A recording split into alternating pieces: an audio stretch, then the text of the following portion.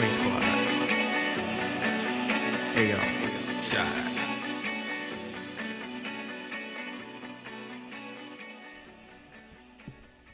There we go. Hey, what's up, guys? It's episode 7 of the episode 3 podcast. I'm Charlie. I'm also Lee. And I guess I'm Michael. Sweet. I'm the one I didn't want to be Damn, Michael, this you time. got such a big dick.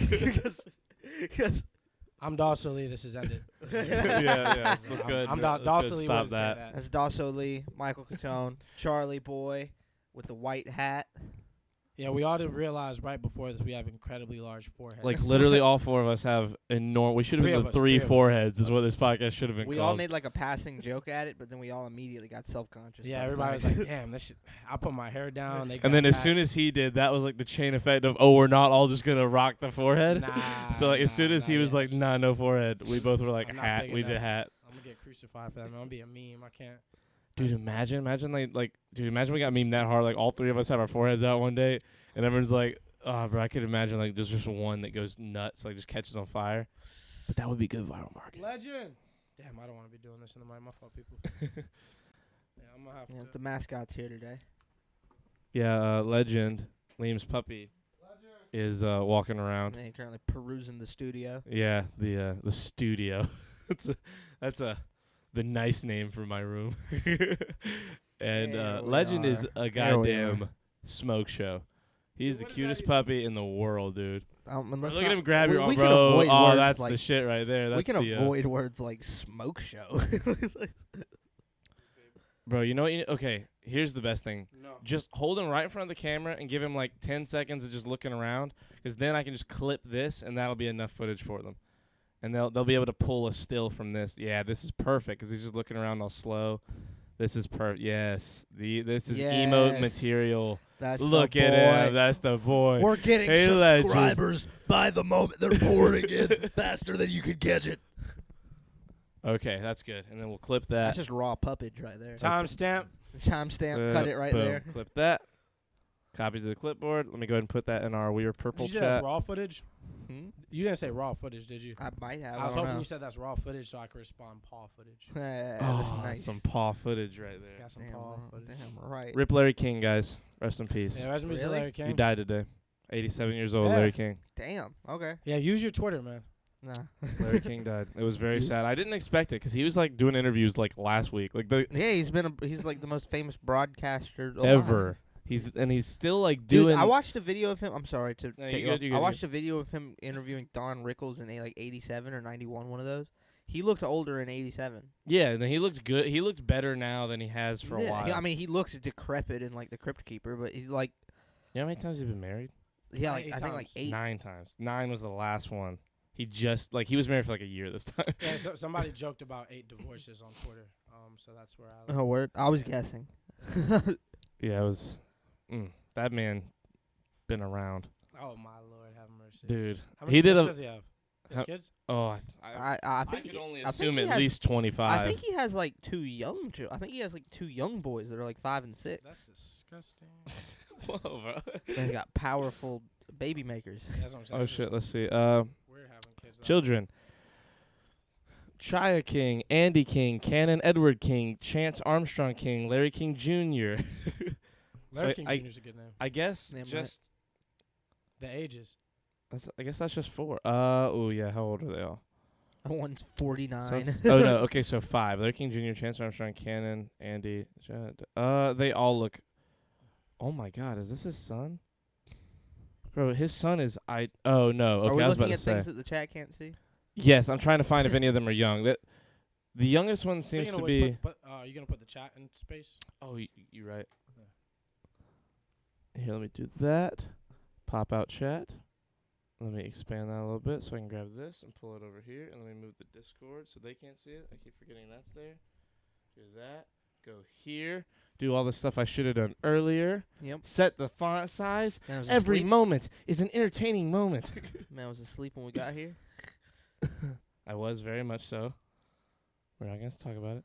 That case up there looks like it's got a jellyfishing net. What case? That black one up top. there. Yeah. Looks like you keep old reliable in there. Yes. That's not what it's for.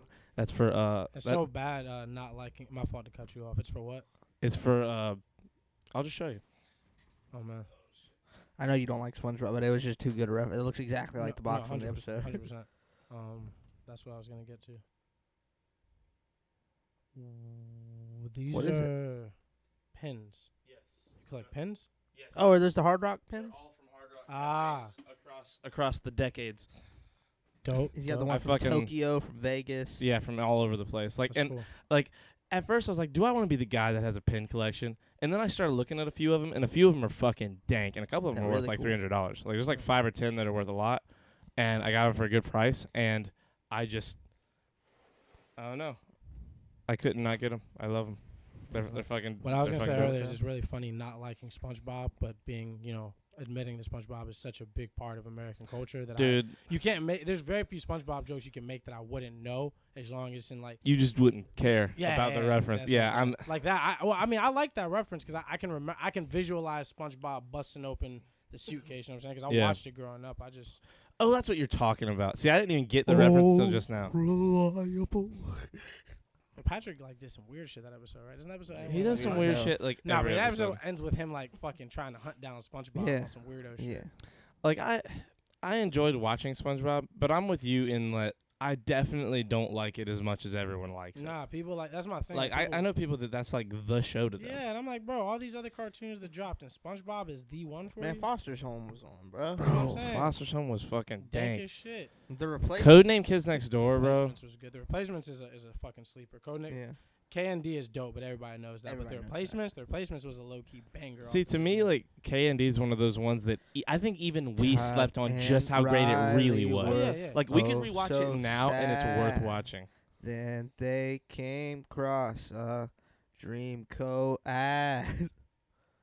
Is that the it's Replacements? the Replacements theme song. It's just I can't remember that. I don't remember what the Replacements is.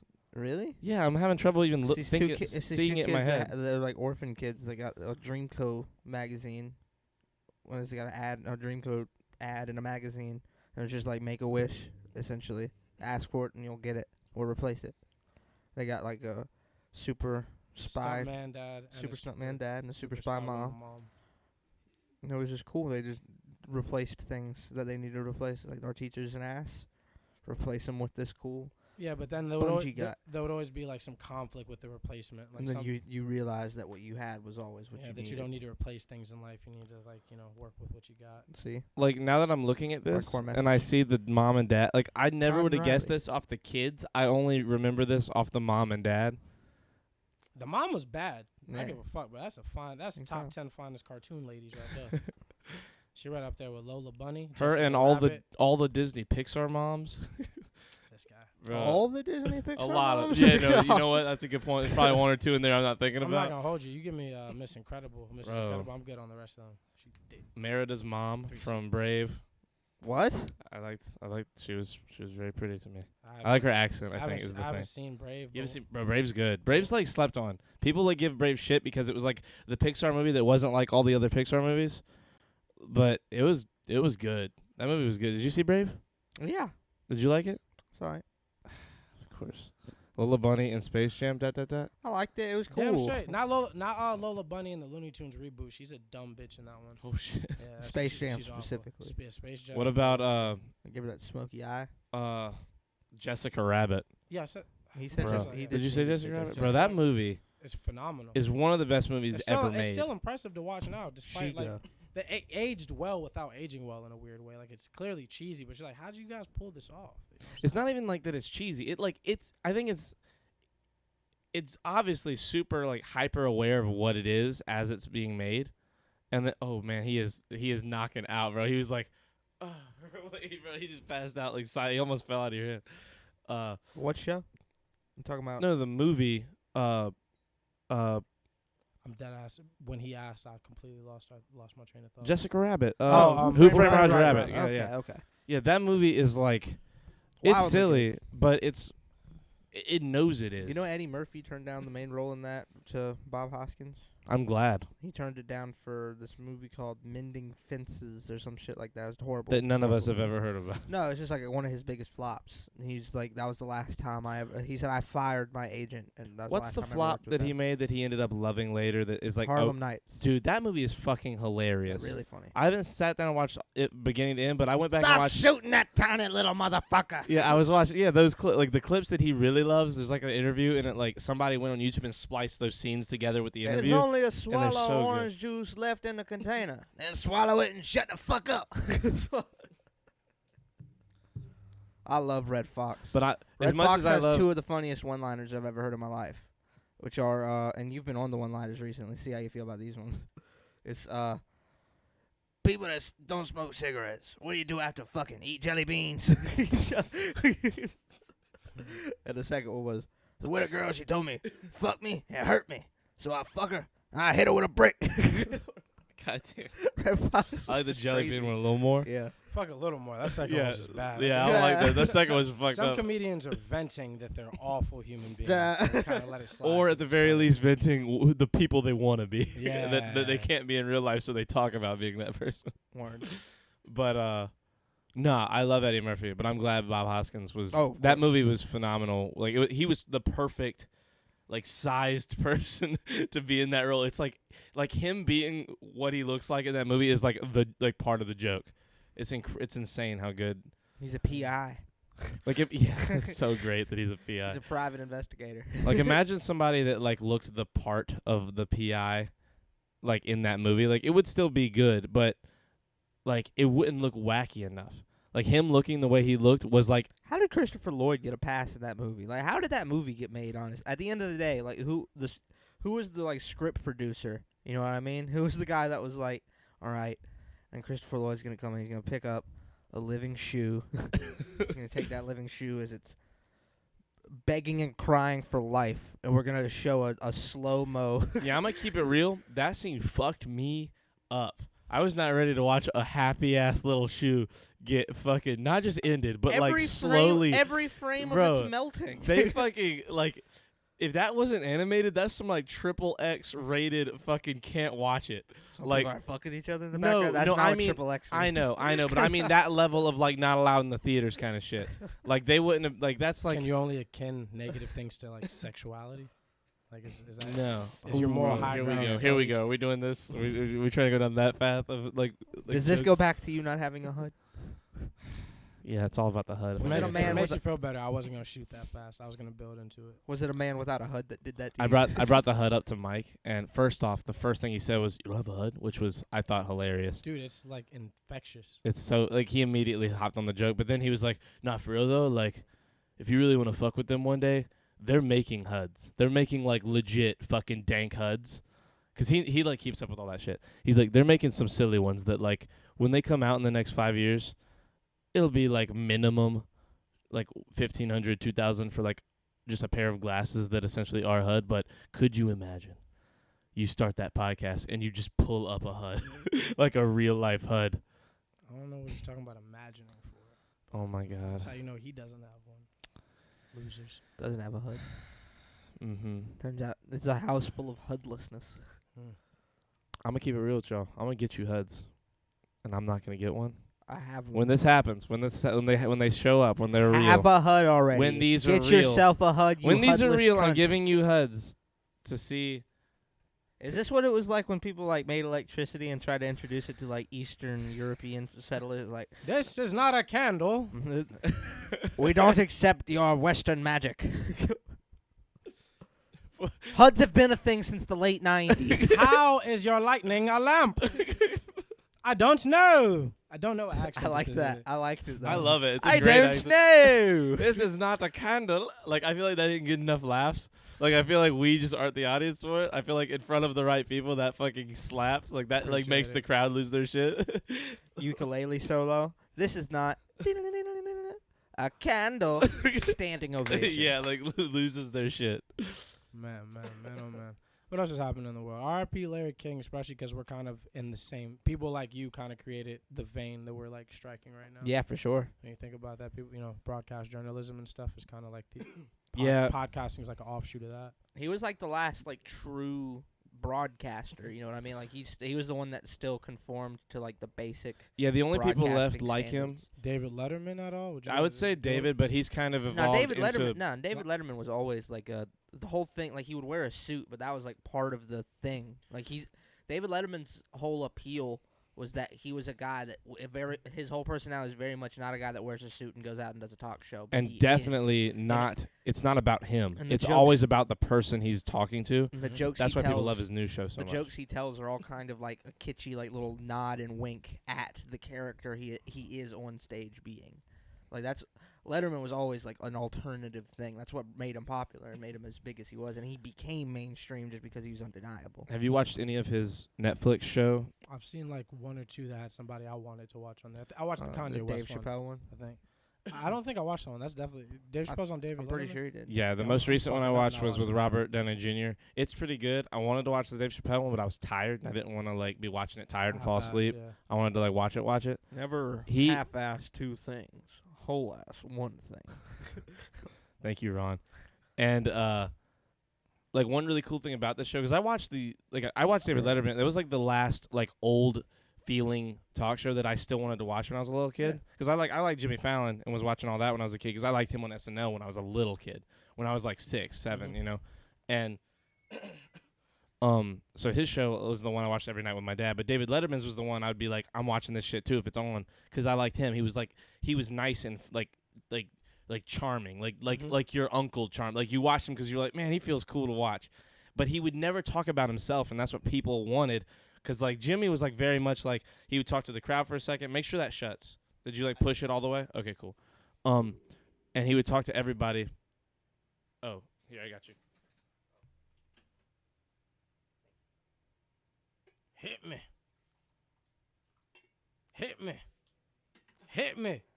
Oh my god. Hit me. What the hell do you think hit me means? I thought, I'm going to keep it real. I thought you were like just keeping audio for the podcast. I'm going to talk. Michael, talk to the podcast. All right, everybody. What I've been going through recently, I've got this growth in this one spot. Okay, I'm back. And we're back. Dude, I rewatched that. It's fucking incredible So funny. still. So funny. We have to talk about that. Anyway, sorry. No, David it's not Letterman. the kind you just like talk about. You just gotta watch that one. Yeah, okay, look, that's a good look point. up and we're back. Jimmy Fallon, Ben Affleck. It'll come up. Yeah, it's incredible. Anyway, sorry. David Letterman. Yeah. The great thing about the new show is like one of the cool He things talks about more about himself. not even that he talks about himself, it's that having an hour show where you're just talking to the biggest people ever in the world right now it's a lot more like a podcast than those fucking, you know, an hour-long talk show is You a have to have- 10-minute talk show. You have to have bits and segments and Yeah, and like talk to cutaways. do your monologue, do the cutaways, do the commercial. You can't sit there and have a conversation.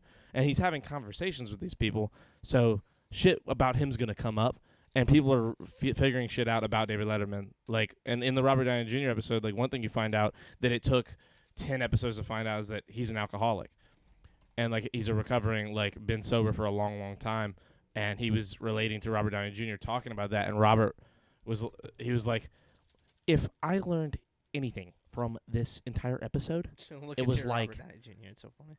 if I learned anything from this whole ordeal, it's that I'm like you in some kind of way, and that makes my whole career worth it. He has some little joke. He was like, I will That makes my make whole this career worth it, Dave. this whole thing is a learning experience because we all found that out. And we all come here to talk to you more than they're here to see me. Like, that was, like, his thing. Like, that's what a few people... Who was the other one early on that said that? It might have been Obama. Obama was, like, the first episode, and Obama was like, we want might to have hear been more about you, Dave. Might like that was, it like, might the have been joke going Conan. into the show. I think the producers tell each celebrity, like, yo, try and get him to talk about himself. We all want to know something. And, like, they all keep trying to, like, poke at him and jab at him and figure shit out, and it's super cool. It might have been Conan. Conan? Yeah. Was Conan on an episode of the Are you David's talking about his Netflix? show or just his interview? 'Cause Conan, His Netflix show. oh, you're talking about his long form. Yeah, the new yeah. like long episodes. I think I feel like I've seen a clip of him on his show because they were both broadcast. Oh no, I'm sure he'd be on Conan. Conan. David Oh, you mean Letterman was the Conan. one that gave him gave Conan the advice that he gave him when the whole Jay Leno thing was going on. Do you know anything about that, Ali? No. The late night wars. So it's like Jay Leno, and when Johnny Carson was retiring and they were deciding who was going to take over the Tonight Show, Jay Leno was never supposed to be the guy. It was always going to be David Letterman. And he earned it. He had done it longer. He sat in the position, the late night position. Yeah. Like the late what is it? Late night To- with Jimmy late night with Yeah, it's like late night with Jimmy Fallon. He was in like late night with David Letterman. She had always broadcasted out, and he was the NBC pick for years. They had groomed him for the position, and he wasn't going to fight for it. His whole thing was, I'm not going to fight for it. And Jay Leno was kind of like underhanded about it and was just like very vocal. It's like, I want it, I'll work for it, I'll do it. And he essentially stole it, and that's why David Letterman left NBC, moved over to CBS, and created this whole thing. Literally moved across the street from NBC studios to CBS studios and created a pitched a show rivaling Jay Leno's audience, like the same hours. It was just fucking. It was the biggest news in the world. So then, 10 years, no, not even like 20 years later, Conan is now the host of Late Night for 14 years. Jay Leno's gonna leave. I don't know if you ever knew this, but for 9 months, Conan O'Brien was the host of the Tonight Show. For nine whole months, and he went in there. I think 5 years before he became, they told Jay that he was gonna leave. They might do some other kind of project, but Conan was gonna take the position. They essentially just did the same thing. Like Conan came in, became the Tonight Show host for 9 months. Didn't have the ratings, but no show has ratings after like taking over a mantle of like that for the first 2 years. Kick him out, and then he does his thing, which was Conan turned down, I think, $75 million for a non-compete clause. Like if he didn't go and do another show, he could have gotten $75 million and just coasted. But he just said, "Fuck that! I'm not doing that." Not Signed it. censoring by not having a show He for a said, I while, signed a deal with TBS and said, "Fuck these guys." and did Conan. And, Yeah, that's why. and Conan's wildly sick, good. bro. Love it. Conan was such a good show. Is it still a show technically? Like, does he do Conan still, or is it like a every new week. thing? Because I know he has a podcast on like TBS app or whatever. Yeah, it's like Coco or some shit like Yeah, bro, he's like one of the best at it. Like, and like one of the best. Like, I feel like underdog story isn't the right word because like just that. I guess Not at all. I guess like he got shit. He was a He got Simpson- shit he on was- he and was a- came back from it. He was a rival for the Harvard Lampoon.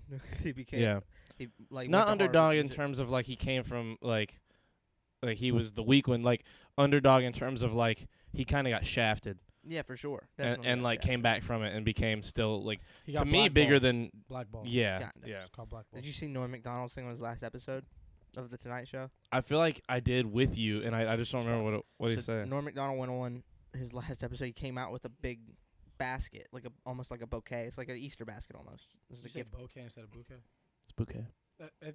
We go back and forth. There's some word like I say a lot of words wrong on purpose because of how they sound. So often when we're asking each other, it's sometimes it's correction, but often it's just like acknowledging like you say that word. Do you different than pronounce I the say word it. Lafayette? Lafayette? What the fuck is that? Why would I say that? Lafayette, the name? It's like a place. Where?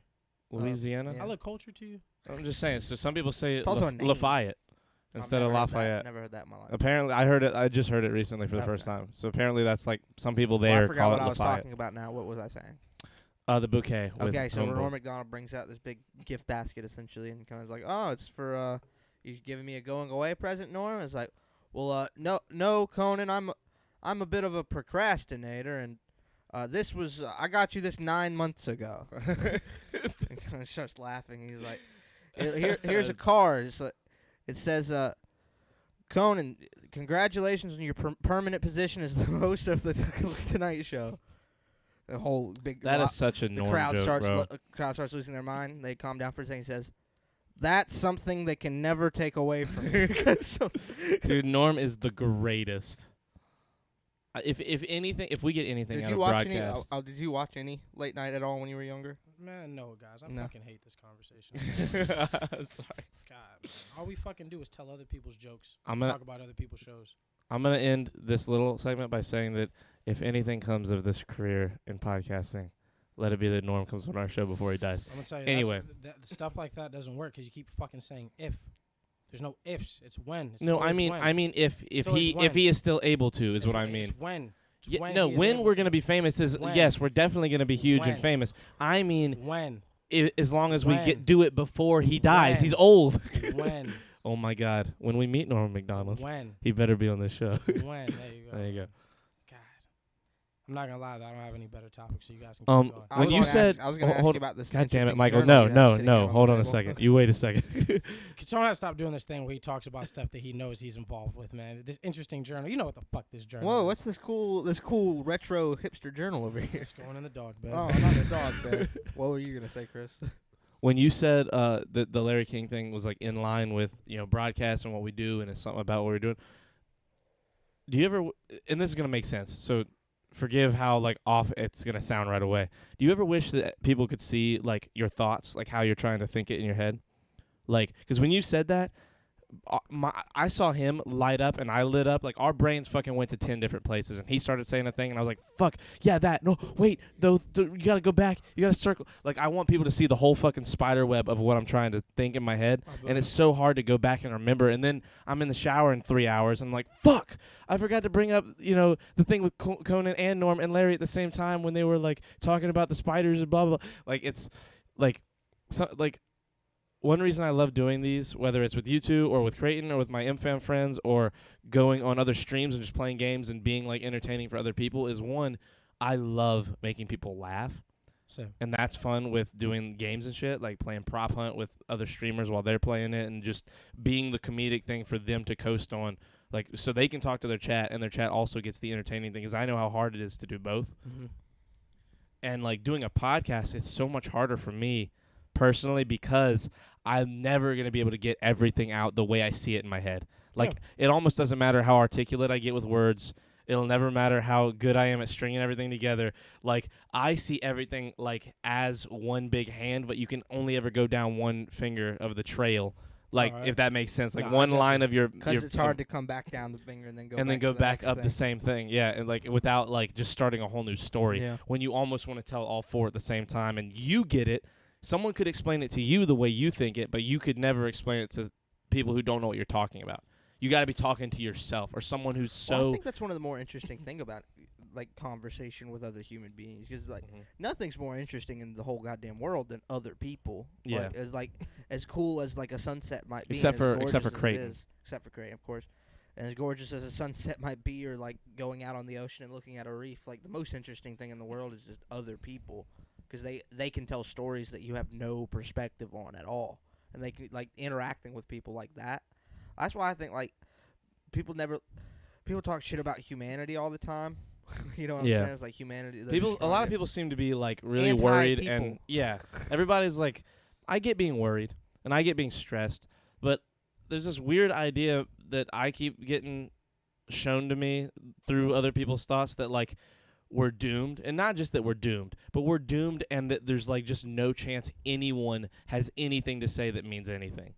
Like, everyone seems to have the idea that no one has the answer to anything. Not that they have the answer to everything. No one has the answer to everything. But people seem to be like totally like lost on the idea that anybody could talk them in like into the right train of mind. Like, Yeah, they we're haven't like figured this it out. wildly proliferating organism that is just spread to every corner of this fucking planet, and to the point where like a different person made the fucking plastic on the outside of this fucking creamer bottle. Yeah. Like a person with a whole goddamn story, you know what I mean? Yeah. And that's the most interesting. And there's 8.2 billion motherfuckers that have the same kind of... And sure, there are shitty people and assholes, and then there are really, really aggressively nice people. There's somebody out there that It's like the designed... eighth wonder of the world is what I'm getting at. Humanity in itself is like the intricacies of personal relationships that you can have with other people. That, like, it's just a wonder in itself. It's something to marvel. I feel like Let me, people... before you go, Yeah, just to cut you off, I so much prefer to hear you guys think and talk about how you think than us go over other people's fucking jokes. Okay. I'm like eating. Just I don't stop even really us. wanna talk. Stop us when I we're do. talking I about will. some I dumb will, shit. 100%. Yeah, it's do not, that. It's not dumb. It's just like Yeah. Some you know shit what I'm you don't want to hear. sometimes is it what I goes off the tangent. I'm kind of like, this is our podcast, and like right now it's like the Larry Their King podcast. review. You know Yeah. what I'm saying? And it's Well, just- he died. We had to talk about it a no, little bit. I really meant David Letterman. Like, we definitely did, and it's not an Yeah. issue with that. I don't want to come off like I don't Oh, want to talk shit. about other people, Okay. but I just don't want to like. I understand. I know You what you know mean. attention. And it's not exactly like Star Wars. You're talking about like fictional hypothesis Completely and stuff understand. like that. Yeah. Okay. Cool. I'm done explaining. What I'm saying. But what did you have Like- anything on the conversation at hand? Yeah. For one, I definitely agree that like conversation and interaction between humans should be considered like an eighth wonder of the world or a wonder period, depending on how you want to order I things. can't believe they don't teach us communication in school. I mean, yeah, Like- There are yeah, communication courses. kind of. Yeah, but not in like high school. I mean, like in the thing that There's- everyone there's does pu- there's- do. There's public speaking. That's kind of. Yeah, but that's more college than it is in high school. Like we didn't have public speaking classes did. in did. Lancaster. I have a Yeah, we public did. speak. I have a took public speaking award at home. I at home me, right now. actually me too. Yeah, but it's not. I took a public speaking Wait. class in Lancaster. Don't say actually. It's Wait, where? what was Oh. that sound? Suck a dick, Copenhagen. Wiki Done 330 just followed. Thank you, Wiki Done. Thank you, Wiki Dunn. Stop us when we Wiki talk about Dunn. dumb shit. Shut down this dumpster fire immediately. Copenhagen. First of all, how dare you? Second of all, I love you. Anyway, Copenhagen and me are. thank you, always Wiki at Done. By the odds. way, I don't think so a couple things. One, there's so many people on the planet, you know what I'm saying? And there's like a reason there's so many people on the planet, in my opinion, like a grand reason, whether you want to attribute it to a god, universe, science, whatever, like we're meant to interact, Yeah.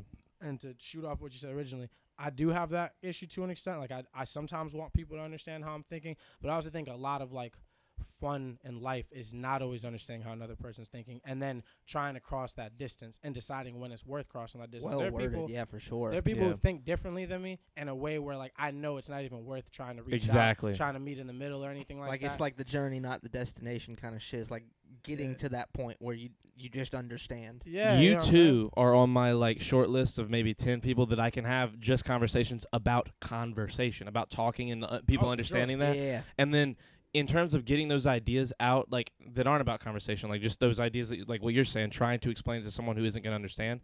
I only have a short list of people like that who I could talk to about anything where I'm like, okay, Gary isn't going to know what I'm talking about, but he's going to be able to see what I'm trying to say. Yeah, for sure. And that short list is And pretty much I'm- like my friend Gary, my buddy Mike upstairs, you two, and then I a personally couple other people. try to put myself in the business of understanding people only because like it's kind of like why I tell I Because don't that's where I make my fucking money. It's the business right there. I don't Hey, know Mapal. I don't know shit about Oh, guys, yeah. real fast. Sorry. Mapal's the guy that made our overlay and everything in chat right now. My Paul. Hey so man, that that's shit my is Paul right there. hard, dog. Mapal's fucking dank. We love you, Mapal. Yeah, that No, shit's, no, like, no. That's super my cool. Paul. That's your Paul? My bad. Calm down. I hate you. That That was was so that was good. that was good. That That was was so really good. good. Paul. He's Danish. Is it? Yes, his accent It's is- interesting. is Yeah. no. How This is dare where I you. imagine. What was that? A fucking horse? I didn't mean I to imagine interrupt the whole Danes and stuff conversation, like but thank you. No problem, bro. Anytime. I love you. I'll always interrupt the conversation and say what's up. It's I my love you, fucking Mapal. Dane right there, dude. My He is, dude. Dane. I love a Mapal. Great Dane. Yeah, dude. He's- He's a pretty great dude. You know why? Because he's my dog. Bro, one day we're gonna have to like we're gonna have to fuck around on like on episode 50 or something. Just have you do like a 10-minute freestyle on everything that's ever happened in the podcast. Oh Like man. not like just like you going off on anything you can remember, Yeah. just about the, and then that'll be like our fucking open. Like Oh we'll my do some God. dang shit. We'll get someone to make a beat. We'll get Philly to make a beat on stream because he's Dude, I starting need- to I stream need like Chris today. talk about his techno wild. Then in another minute, start defending pedophile. Come on, bro, please. As soon as you said the first time, I was like, he's about Yeah. to go ahead and do some work. Let's shout out Catone. Where's Legend? Where is Legend? Is he? Oh, you still holding him? Oh, Wiki, that's my mom's. Oh shit! Oh shit! Hey. What's Yo, up, what's up? It's not Wiki done, it's Wicked One. Like a wicked one, like one who's wicked. Oh, okay, I Yeah, got yeah, you. yeah, yeah. Wiki Wicked. done. Well, No, you're fully valid. yeah, There's nothing wrong. because with like that. wikis, I like can't read it from here. Wikipedia, like like going to a wiki, and then done. Look at him. I was like, he's like, what are you doing, dude? I was chilling, bro. I was Yeah, he asleep. really was. He was definitely like napping. He's like, oh no. he'll go right back to sleep. Dead ass. Thank you, Liam. No problem. Do I just call your mom Wicked One, or do I say Liam's mom? What is the proper way to address her in This is chat? part of the podcast where we find out the proper titling from my mom. That cute ass puppy, my baby. Mom, what do you want my friends to refer to you as? Like your name, your nickname? Definitely not Wicked One. No, I'm not using that either. Yeah, that's what I was gonna say. Like, I Hey, don't want to say thank- Wicked One thank- every time in reference to your Thanks, mom. Wicked One. There's a regular to the podcast, Wicked One. Wicked One. My mom's name is Melanie. You call her Okay, Melanie. cool. Bet that'll be easier. Yeah. Yeah, we were talking about it earlier on the podcast. But That's our 10 minutes late news correspondent, Faith. what'd she Letting say? us know that Larry King is dead. Are you serious? Thank you, Faith. I appreciate it. It's not even that she's like letting us know. Like, if she was on the couch it makes more sense. She is. No, she 3 was on, feet to from be you. fair, she was on the couch when we started talking about Larry King. Oh, so she like just got right She there. got it, yeah, I wasn't the paying last few attention. I Okay. do the then. same thing, bro. Like I'm like, this was is about- stupid as hell. Oh, I I was- don't have all the pieces. Exactly. It's like, oh shit. Okay, we're all kind of wrong for this. We're wrong for thinking that, and she's wrong for thinking that, and we're wrong for thinking she's wrong for thinking that from over there. Yeah, you know, where it's It's like like- her being wrong has no negative connotation. To be We- fair, what she was doing was just trying to give us fuel. Yeah, for the like, podcast. Really, we're just being mean. Well, you were in this. Yeah, I one. was being- Usually it's Liam me. You was were coming- you Liam were and Kat about was to be coming mean for you. until you got the pieces that I found. Like we were about to both be mean. I was like, okay, he shot first and bad aim. Now I did forget what we were on. Just the topic of conversation and people, you know what I'm saying, and like trying to like figure out how people think and explaining how you think to other people, and me thinking that a big part of talking and being different is, you know, I mean, just real cliche shit. You know what I'm saying? Like differences, You know, real Christmas card kind of shit. yeah, differences are like really important, and you're gonna find the most difference when you take the time to experience how somebody else thinks, because no two people think the same, no matter how Yeah. similar it is. You know what I'm saying? Like the way my mind works, man. Oh, this is why. Okay, I just have to remember this. This is Okay, what I cool. was gonna say. Oh, well, I'm really just going off on a tangent about a tangent. So When he was talking about like the guy that made that creamer, like everyone's different. Everybody's got the perception of different. Like there's somebody out there who designed everything. Someone made all the stuff we use. yeah, And like it's really easy for people to just look at it blanketly and be like, someone made that podcast arm. Yeah, you're right. Someone probably did make that podcast arm. But then you got to think, someone needed to make a podcast, like a microphone arm for stuff like a podcast on a table that could be universal. Somebody came up with the idea that they needed it, and someone knew a guy who they like Necessity trusted is the mother to of make. invention. Exactly. Someone knew it needed to happen, and someone else knew a guy who knew how to do it, and those two guys knew each other. And then they made this, and Probably now we're didn't know using each it. other. Probably just went to a different. Sure, but someone you had to get to know that guy almost. Like obviously, there's definitely Talking a way. about the dawn of invention. No, I'm saying obviously, sure, there's a way someone could say, "Hey, I've got an idea for a thing. Can you make it?" And they might have just been yes. But there's also totally the idea that they knew each other. Again, it's all about this perception. The idea Yeah. is like if you think about it, you could think of a really cool way that something might have happened. Well, it's like The Life of Pi. You remember that movie, The Life of Pi? Yeah. At the end, did you watch Life of Pi? Oh, yeah. Remember at the end where he's Great like, movie. he tells the Richard Parker. remember when remember when he's telling the author, the bad guy from Jurassic World 2? Yeah. The fucking he tells him the story that he told the doctors or the police guys, and he's like, which story do you like more? And he's like, the one with the tiger. Like that's like, who made this podcast arm, dude? Like, was it some fucking tech dude that was like sent like a rough idea and like given $1 million, and they were like, we just want the patent and we'll give you a flat rate for actually designing it and giving us the stuff, and like for the creative, like the intellectual property and blah blah blah? Or was it somebody needed this arm to make podcasting like easier for everybody, and he just knew a guy that had the capabilities and the machine understanding to do it, Basic and they were engineering. friends, basic engineering, and they were friends, and they got together, and it was cool, and now those guys have a podcast somewhere that we haven't found yet. Like, I feel like we're getting lost in the podcast arm part of this. no, now. I'm just saying, that's what I mean by, Yeah. like, understanding people Trying to is infuse- really important. Just trying to infuse some humor to it. Yeah, I know. But like having, like you guys said there was public speaking in high school. If there was, I not only never knew about it, it wasn't mandatory. Nah. Communication to some degree, maybe not public speaking, because not everyone's going to go out and be a public speaker, but some kind of communication course should have been mandatory in school, because communication is single-handedly the most important thing about humanity. We should know how to talk to other people, and a lot of fucking people our age and even older can't talk to people in public, like can't speak to another human. I know people that literally can't. Like they will go out and they have to. Like They know 5 of us, not great. They know 5 people, and those 5 people, one of those 5 people have to be with them when they're out in public. Like to people without HUD. Yeah, you like- mean? yeah, sure. The HUDless. anxiety. People. with Yes, anxiety. people with Uh, severe crippling anxiety, Do you which think is that's one real. of the things? Is just because they don't have a HUD? Shut up. God, no, man. Mental health awareness is important. These are Yes. important conversations. We do not use HUD jokes here. We use HUDs to bully the wet sock muppet. That's fair. Oh, thank you. You know what? I'm just gonna DM them that real quick before I forget, because that's an So email go I off need to on make what you were too. going to say just to me while he's doing that. What the hell was I going to say? You're going off about like this is anxiety. It's anxiety was the point you were making. No, I was just telling you not to make fun of the Oh, okay, HUD joke. okay, It's okay, anxiety. okay, It's okay, I like got the you. big thing he's really talking about right Copy there. link. Send them. Legend for emote. Yeah, anxiety. I didn't know I had anxiety like till 6 months after it puppy really will started. Because I be wasn't an anxious person. Emote. But I was depressed. But then I got over my depression through a series of events that aren't Twitch friendly. And I, but a couple months after that, like an anxiety started setting in that I didn't really know to diagnose as that. But it was just me sitting like on a couch after just eating a big plate of ribs and sitting on a couch talking to all my friends about whatever the fuck. We're not talking about anything really, just going Yeah. back and forth. And I'm sitting on the couch worried about how my leg is placed or like what I just said is stupid and all this stuff. That I couldn't diagnose as anxiety because I'd never been anxious before that. I was just like a dumb golden retriever puppy running around the world, just taking things as they come. You know what I mean? I think you're a smart golden retriever puppy. These days, these days. The admittance that you're still a puppy. Yeah.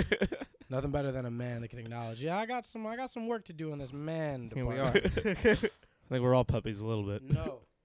Especially Legend. Except He's Legend. such a puppy. No. No, Legend's a excluding man. Legend. No. There you go. You could no bite. There you go. Good boy.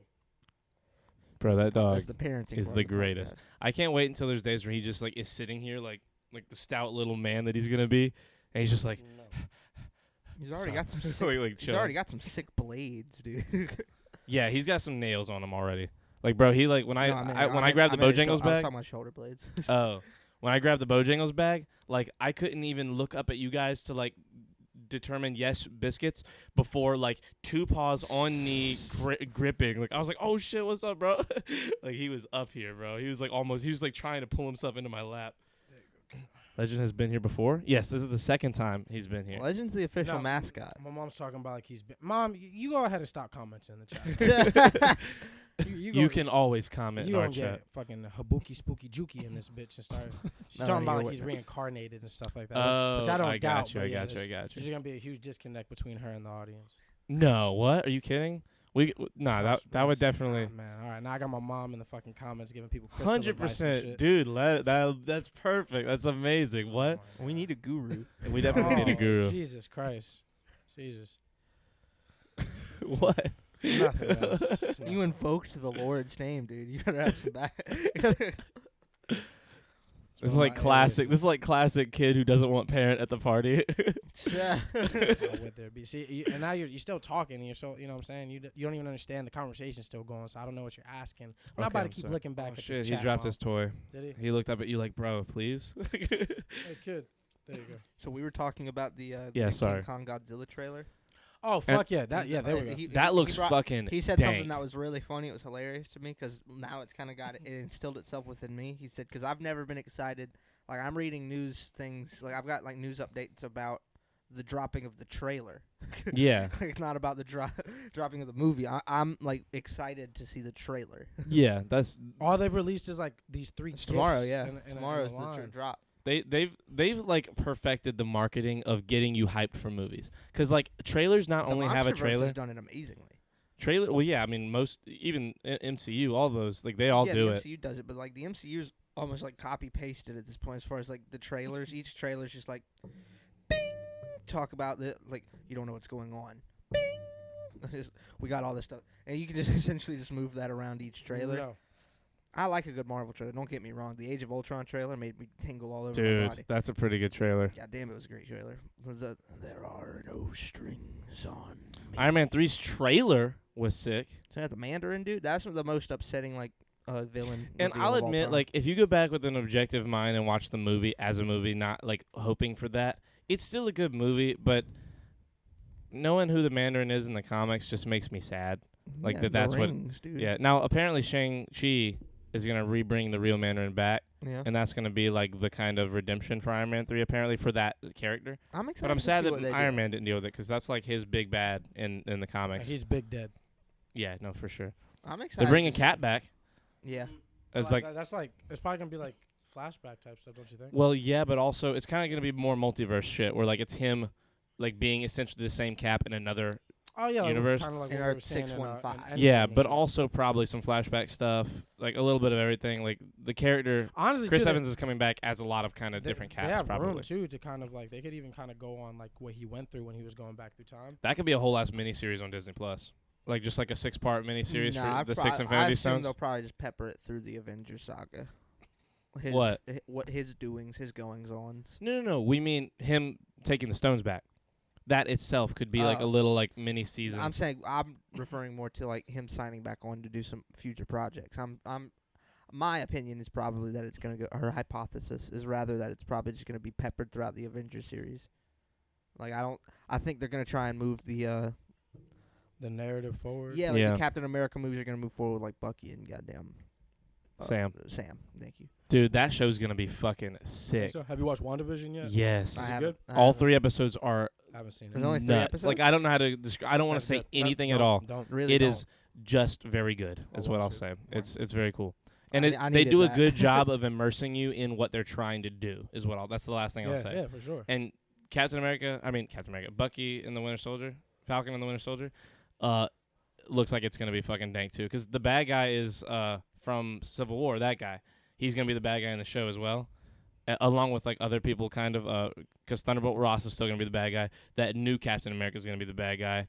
I think he's gonna be What's less. this new Captain America? Is this like confirmed? No, not like so. Like the government owned and controlled. No, for sure. What I'm like- saying is like, do we know this to be a thing coming in the MCU? That character, yes, he's How gonna do be you in know- the How do show. we know he's gonna be? He's in it? in the trailers. Okay. Yeah, you just see him. Yeah, he's so like I In think which they show? give him He's just a new super soldier.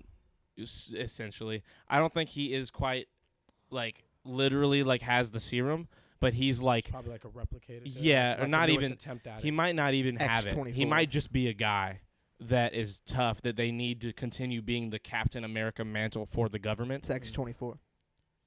Okay, I hate it. Anybody? No. I mean I Really? know the reference. Who is X-24 actually? Isn't that Because that would be Well, after X, his yeah, daughter. Logan is X-24 And because Logan the is- chick is X-23. I In thought. Logan, where he recreated young Hugh Jackman, that's X-24. X-23 would be the one that the was little like, girl. yeah, the the little girl with badass. the claws. Yeah. So yeah, I still haven't seen Logan. really? It's Don't so do your good. thing. No, I'm not. I'm just saying it's so. Not. That wasn't like a. You haven't seen it. That was a. Dude, it's so good. Like Sorry. just. Why? exacerbated. It is the best piece of Wolverine in my opinion. Yeah. No, the reason I haven't watched it is I just don't. It's kind of like it's just not a chapter. I feel like closing. Oh. That's just not a chapter. I Okay. feel like closing. Nah, I'm with you there. That's kind of how I felt about the last episode and thus the movie of Firefly. I watched Firefly's like 10 episodes long, and then there's a movie. I watched 9 episodes and stopped because I was sad that it was about to be over. Dude, you know So how, quickly. You know, so this I guess this might actually contribute to another reason I don't watch series. A lot of this, like when I was growing up as a teenager, I would get into a series that had like 1 season, 2 seasons, And then would not and just end. got dropped. You know what I'm Yeah. saying? Didn't even like end well. Dude. Like one of my favorite shows of all time is Freaks and Geeks, and Freaks and Geeks not It's only one season, right? it's 1 season. And Freaks and Geeks, I'm talking about like for what that show I is. only saw the first episode. And that kind of like, you know what I'm saying? There's plenty of like shows like The Fosters, I think it's called. I remember and when that was on. Yeah, and, that was on for like fucking 20 all, years. all those kinds of shows, like sitcoms, you know? Yeah. All that. No, it wouldn't be a sitcom, though. It would be more like a drama. Yeah, What would you Foster's call was like a Freaks and- family drama. There you go. Freaks and Geeks was the fucking pinnacle of that, man, and just didn't continue. Like those characters are so easy to get invested in. Get my dog, fix my hair. Yeah. You go ahead. No, please. Okay, I was gonna put For it m- out. like, for me, it wasn't as much back in the day because like shows that wouldn't get the thing that sucked about shows back in the day was like they'd make it all the way to TV, and making it to TV usually such a process. was such a process that almost any show that made it that far you would assume would have the marketing and the forethought going into it that it had to be good enough to last. Yeah. Nowadays, so many shows get a start up. Like Netflix has made like fucking 15 great shows that have 2 seasons or 1 season. And dude, there's a show that came out in the last year called I'm Not Okay With This. That was fucking incredible. 7 episodes, and I have never binged and been so ready for a second season more than like the show than it and the couple shows on Netflix that are all made by the same people, because the people that made The End of the Fucking World made it, Didn't watch it. and Stranger That's Things. pretty good. Yeah, End of the I've been Fucking World is great. Stranger Things is great, and this was just another one of those same vein shows that seemed like it had more of a future than both of those shows. Like it had a fucking dank ass future. It felt almost like I haven't watched all of Supernatural. I've watched a little bit, or like Buffy the Vampire I Slayer. got to see. It felt 4. like that kind of. It felt like that kind of beginning. Yeah. 5. And it was the. And then I found out. I was sitting here waiting this whole time thinking it was coming out, because like canceled. and it got canceled. Like it was like a month ago that it got canceled, but it took me a month to find out. Sophia actually told me, because she loved it too, and she was like, "Yeah, fucking, they hate us." What was that show you wanted me? Is that still the Marvelous Miss something? The Miss Marvelous Maisel? Mrs. Maisel, yeah, it's or It's still Maisel. Yeah, it's still on. It's season 3 was the most recent one. Season 4 was being made You told me it was really before good. it's It's insane. about like Lenny Bruce stuff. He's in it. It's not about him. He's like a B character. Lenny Bruce was It's about Miss Maisel. She is a comedian it's growing up in 30s, the right? same. Yeah, 30s. Yeah, Lenny Bruce was a comedian in the 30s. He was the guy that like made it popular to go against like he didn't public like conformity. he didn't invent stand-up comedy. He kind of invented what stand-up comedy is now. Yeah, Like in terms of took going it up and past, talking like, about. he took Yeah. it past like vaudeville, like Vaudeville being being like it's like slapstick kind yeah, of like funny. kinda Yeah. slapstick. Oh, like, he brought like social commentary into it. very. Exactly. Thank you very much. Yeah, that's what I was looking for. It went from me and the wife were on the couch yesterday. It's It like, went from goddamn, the government won't feed us, will Exactly. it? What's up with that? yeah, Some bull- yeah. But like he made it really like Dustin Hoffman played him in a movie. It's pretty good. the guy playing him in this is fucking. Who the fuck is Dustin Great. Hoffman? Dustin Hoffman. He's Movie. Did you ever see? You know I didn't, but ask me. No, anyway. no, you've definitely seen Legend. something with Dustin Hoffman in it. Let me But, find a bunch of good. do you remember, Chris? What was the movie? The one where he owned the toy shop. Nope. Mr. Mr. Mongorium's Wonder Emporium. Remember that? No. Hold Okay. on, I'll just grab a picture Yeah, of him. grab a picture. He's one of the most famous. That was actors him, ever. huh? I didn't know that until just now. What? That he was Mr. Really? Mongorium. Yeah, No, that's one of those moments. Family movie that would be on ABC. Now you Family a lot. won't know him by face from this, but he's Shifu Yeah, he is from Master Kung Fu Shifu. Panda. he's Yeah, Master Shifu. That's like slowly putting him into perspective. Yeah. Let me see some stuff you'd probably know him from. Here, I'll just show you a picture He's of him. one of like the people like when That's people him. talk about him. He's like Yeah, I know Dustin Hoffman. Is he He's- Ryan Gosling's dad? Or do they just have this? Is that just? I don't know. They look a little bit alike in Let me. the picture. Here, I I'll don't think investigate. they're related. There's no way, Did right? you see what I saw? Well, I guess you're back there. And I already have Let's my eyes see. set, so we definitely see the Spouse. same thing. Do you know that Nicolas Cage is one of the Coppolas? I did know that. Isn't that nuts? That's so crazy. I mean, it's nuts, but it also sort of makes sense. Like that he He's is just a who he member of is. That royalty. Not even royalty. That he's that. Remember that fucking crazy. Did you see the new trailer what do you mean for? crazy? Like he's like just that level of like. I feel like Nicolas Cage is talked shit on because of how many roles he does and how many bad movies he does. But I also feel like if you sat down and had a conversation with him, he's probably like incredibly intelligent. Like a really maybe, good yeah. talk. Like he's a good. He would seems be a like good guy to sit cultured down. Guy. Yeah, but I mean he's like the Brad Pitt of bad movies. Like he's done so many movies and he So knows so many people. Millennium movie. The Millennium production company owes that man $1 billion because I think the last like 30 movies he's put out were all made by Millennium. I think he like is fucking being blackmailed or something. But yeah, Probably. Francis Ford Coppola being the guy that directed the Godfather series, Word. like famous. He was like when people talk about like direction and like the highest standard of direction, they're referring to like Coppola. Nick Cage is playing Joe Exotic, by the way, Really? That's Yes. that's so funny. in like an 8-part miniseries. From that's the Tiger King thing. Yes. Yeah. Yes. Have you heard of Willy's Wonderland yet? No. So Willy's Wonderland is. Do you know what Five Nights at Freddy's is? Yes. The game. Willy's Dude, I'm, like, Wonderland. huge on FNAF. Oh, Like, okay. the Bet. theory Bet. about Bet. it, Yeah. Matt Oh Pat yeah, is your game theory. Like okay, yeah, Mhm. yeah. Didn't So he release like 35 different? so fucking many videos, bro. dude, So like many. like legit like 50 of them. They're so, Yeah. and they're like he's so good at I them. just don't. But wait, I hold don't on. like Five Nights at Freddy like that. I think it's cool. It's fun. It's fun to watch gameplay. The lore is cool, and then the lore gets convoluted for a while, and then Yeah. somehow brings itself back to earth. It's while really it's good. Saw solid. or Texas Chainsaw. It's like all that. Well, not Texas Chainsaw. It's like Well, I thought Saw would probably be better because Saw like made that Saw amazing S. first one, and then everybody hated the second one. They thought it was trashy and like ruined it, and then they made that's the the thing. third FNAF one. is almost never lost steam. Like I there's- feel like they're there's- about to bring that Saw back with Spiral, the Chris Rock directed new take on Saw. Have you seen the bro? After this podcast, Yeah. I'm pulling the trailer up so I don't forget. It looks fucking nuts. Can we make some more coffee? Yeah, sure. Give me just a second. Fucking. Chris Continue Rock. the FNAF thing, but no, before that, Nick Cage is in a movie called Willy's Wonderland, which is like FNAF. Willy's Wonderland I is know like exactly Five what Nights you're at talking about. I know Freddy's, exactly what you're talking about. and Nick Cage has no speaking parts in the trailer. Is he one of the animatronics? No, his car he runs over like spikes, like car spikes for Yeah. for cops. That is a trap in front of Willy's Wonderland. That the owner feeds unsuspecting people to the animatronics. But Nick Cage's character is a fucking crazy person, and he like doesn't speak, and he says, "If you come in and clean the place up, I'll pay to get your car fixed for free." And he's like, He just looks at him. He's like, "Here, you're officially working at Willy's Wonderland." He's like, "I need to leave before I hate hearing the screams of unsuspected men or whatever." And it's like played off really goofy. And then like all these teenagers going in who are like local like paranormal investigators. They're like, he doesn't understand. They're like Willy's Wonderland. They'll kill him. They're gonna take him and kill him. And then like they're trying to talk to him, and he's just like looks at them, and he like just looks at the table and sprays it and starts cleaning. It seems like the driving force of his character's head is I need my car fixed. Like he loves his car. So then like the trailer gets all scary and you start seeing the animatronics, and they do a good job making these things fucking scary but fucking realistic scary. Like if this was real, this is how it would go down. And it's like terrifying, but it's awesome. And they do the fucking line from Watchmen that's great where like they have like the buildup of one of them. You looked in here with me. Yes, they have a buildup of one of them coming up behind Nick Cage and then getting right up on him, and he looks up at it and he just breaks the fucking mop stick, and then it's like a bird, and it goes like, "The fuck? Someone's fighting back," and then he fucking murks the bird, and then like she says, he's not locked in here with them, they're locked in here with him, and then he's like going fucking ham on the road, bro. It looks ridiculous, but like good ridiculous, like Cabin in the Woods ridiculous. Sounds fun. You think looks Cabin in the great. Woods is a ridiculous movie? No, like we didn't expect Cabin in the Woods to be what it was. I think The this movie's scope gonna of like it, like surprise us with how good it really is.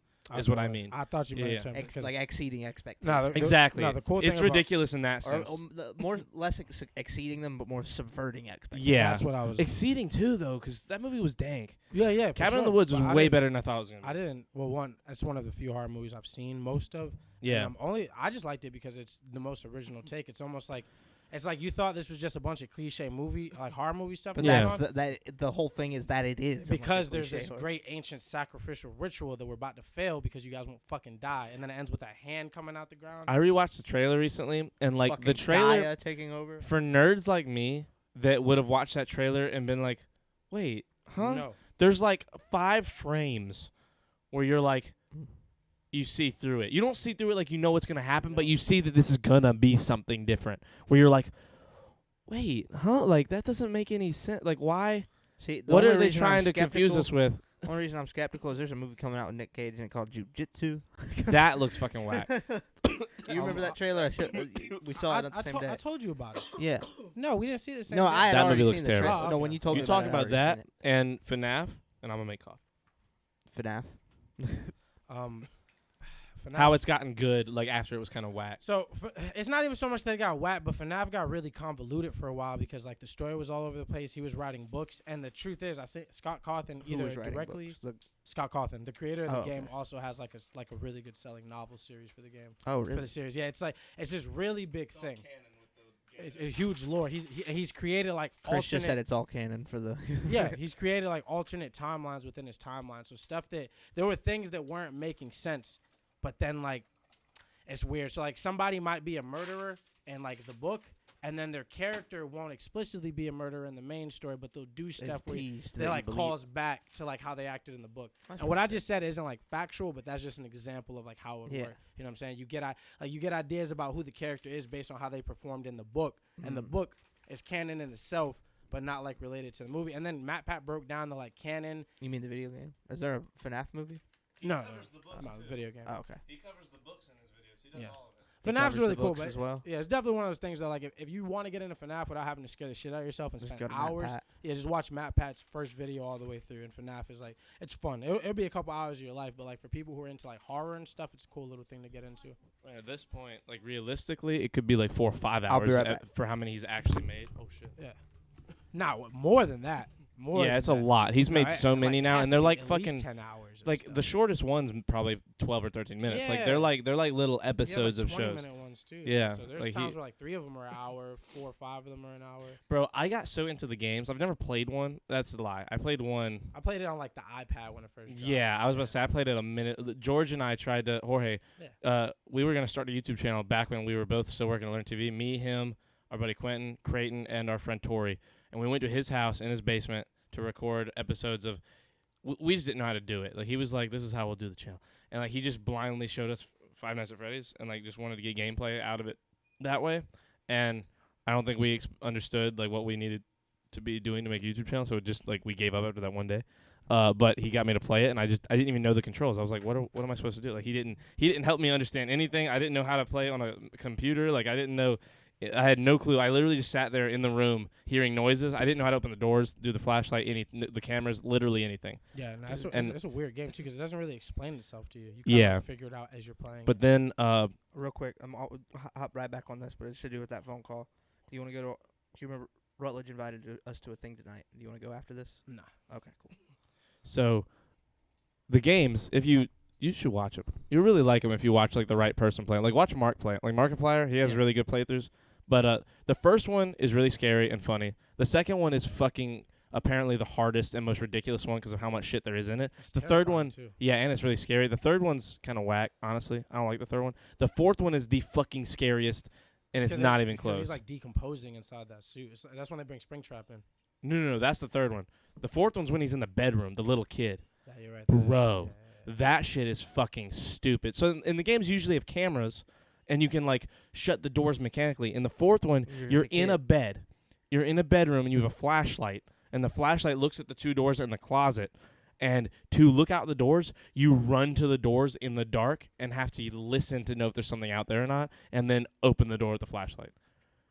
And you're fucking there, like you're in it. It's fucking I bet in VR it's a lot worse. in it, probably. Yeah, the VR normal Five Nights game is fucking silly. Quentin brought it over here. I literally couldn't even play it. Really? I played the first night of the first game, and like I had to like sit down for a while and just kind of like get back in the real world. Cause bro, that VR shit is real now. Oh no, I It know. is I'll be right fucking. back. It You is guys keep here. going. Probably got to pee. Hey, mate, I'm gonna take the dog too. See if he has to pee. But it is oh shit. Oh no. Oh man. He's like, I'm good. Dude, could you imagine if puppies were like babies and like if that happened, like them crying, like he would just be like, ow, like he'd just be like, what the fuck? Like, but like a baby would be like, ah! Like, could you imagine if puppies just cried like babies do, like constantly? Like they do if you walk away from them, but like not if you like, they'll just go like, ah, fuck, like if it hurts. But like then they'll be like, fine, fuck, I'll deal with it. Like, hey. yeah, what are you talking about? So what were you doing today? I literally woke up 15 minutes before you guys got here. That's all you did. That's all. I didn't do anything else. Like It's very nice. I didn't get home till 5 or like 4:40 last night. Oh word. Because the game ended at like Just 4. went straight to sleep. No, I was up till like fucking 12. Oh word. Yeah, so like you guys woke me up. I got like a solid 4.5 hour nap, or give or take. That's all you need. Yeah, and I mean honestly, it is what I need to be able to go to work tomorrow at the right time. That candle ever go out? You just keep that going Yeah, I light them and they stay on It's until an they're eternal gone. flame. It's not eternal, but that one's probably 4 days old now. They last about 4 or 5 days each. They're $5. I mean, it's so fucking worth it. Like Yeah, they're fair. awesome. Feel And like that one's smell. black cherry. It's so nice, dude. Like any cherry candle, like as long as it's not like that shitty like candy cherry. Like this is like black cherry, like the big dark purple ones you get. Yeah.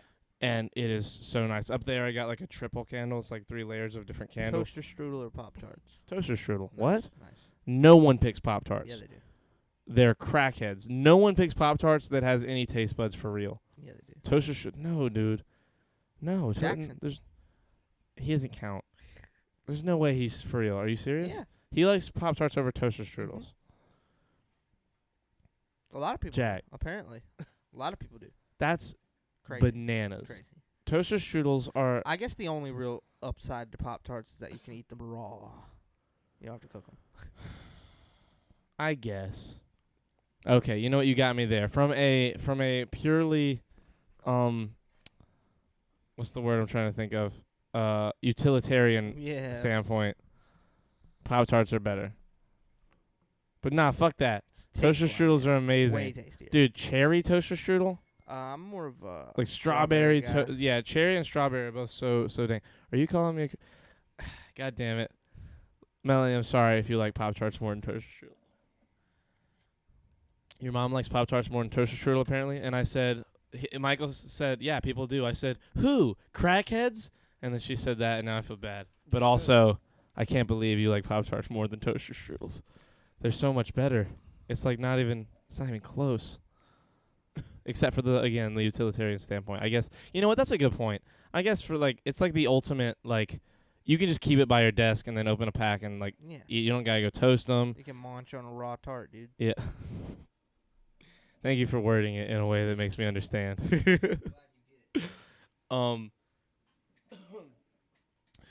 I like that MatPat is the kind of guy that can like pull something like FNAF, like because FNAF got big first. The first big chunk of like holy shit FNAF was Mark having those like sick playthroughs, but then Matt brought a new life into it because there was always going to be like the Reddit people that had their cool theories, but he like Gave a revolutionized voice to those Reddit people. Yeah, he not only gave a voice, but he made it a fucking thing. Because it's like a whole ass Game of Thrones level TV show of Yeah, for sure. information that he's done. Like And him the and other other reason- YouTubers with shit like that. Like it's crazy how YouTube has become such a real, like for real show about shit Yeah, like it's a that. damn channel for sure. Like channels have turned into actual like channels, like real, Like TV real show content channels. that you consume. And I always thought that was the cool thing because stuff like Game Theory, the streamers, all of them, they show that like you don't need. We're in a day and age like you can cut the middleman from a lot of shit. You don't need executives. You don't need executives. You don't need a label, a contract. Whether we're talking about music, Where art, and all funny that. enough, where podcasting came along, guys that wanted to do radio that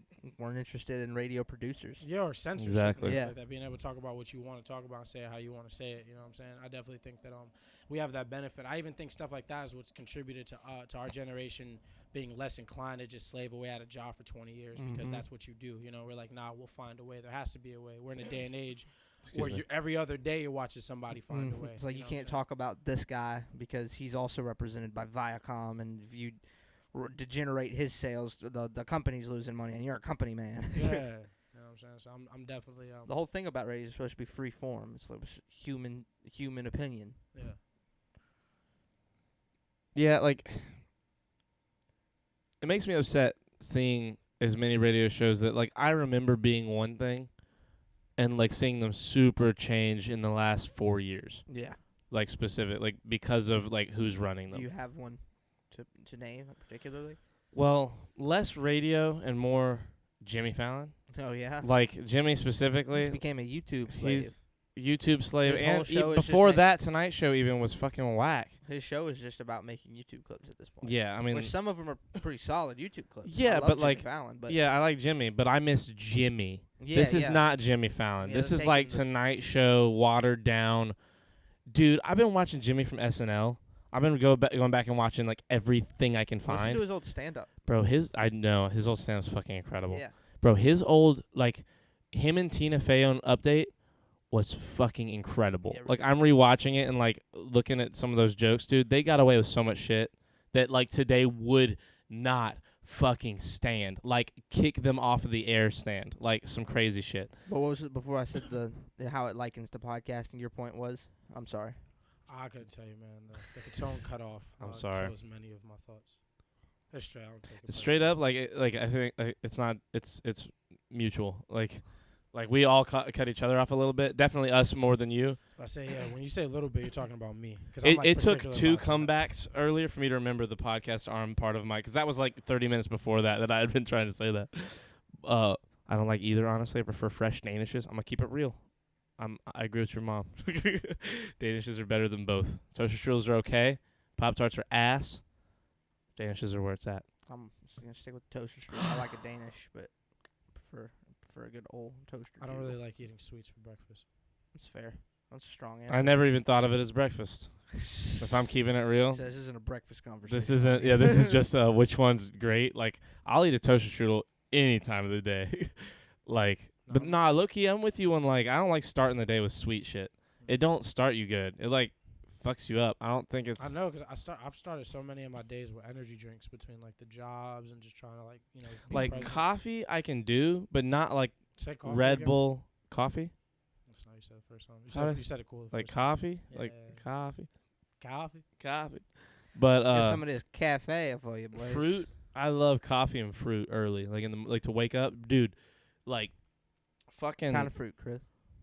oranges or There strawberries we go. There we go. are That's fucking that's dank. podcast So content to right wake there. up. What? What? No, I was just telling you. That's you got. If you're gonna mention fruit, you gotta say what fruit it was. Okay. It's rules of broadcasting. Okay. Anyway, like oranges, strawberries. No, fuck both of those. Blueberries, bro. You wake up with some cold ass blueberries and then drink some coffee.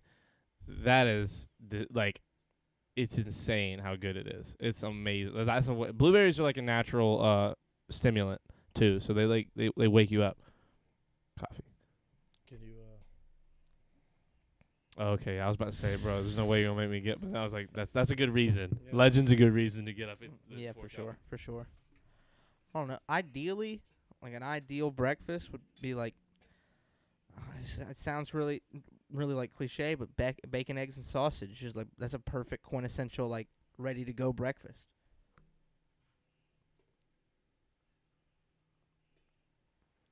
Eggs really alone like cut it.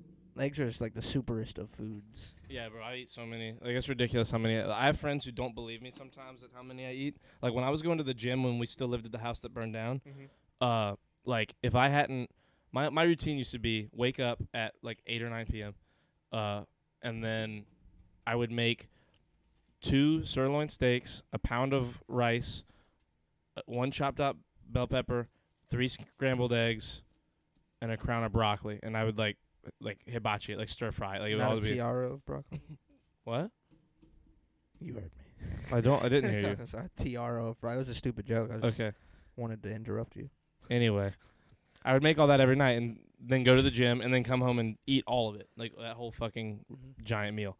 And the nights that I was like, I just gotta go to the gym, like that where I didn't want to cook, I would just leave the gym and go right to Huddle House because it was right there next to it, and I'd get 9 scrambled eggs. Oh And- my god. And like they recycled Huddle House people so often that like it was like a piggyback system where it's like there's 2 there the first time ever, and they're both surprised when I get 9 scrambled eggs.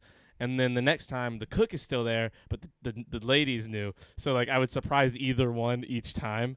And then like I had friends that like I would go there and be like, yeah, I'm at Huddle House. I just got out of the gym. You want to come hang out? Because they'd be like, hey, you want to go to Waffle House? And I'm like, fuck No, that I don't noise. want to watch this fucking circus act that you're about to commit And in then- a Huddle House. And then they'd get there and they'd just see this plate of fucking yellow, like this giant It was ass. all yellow. It was all yellow. It was so many fucking eggs, and I mean, I'd eat it all and then get bacon. Like I see some Dude, white eggs and I want them all yellow. Want them scrambled, my boy. You are a gay fellow. oh, fellow was good. I was expecting fellow. I hate you. Anyway, this also goes back to eggs are great. That's all I was trying to say. I fuck with 'em.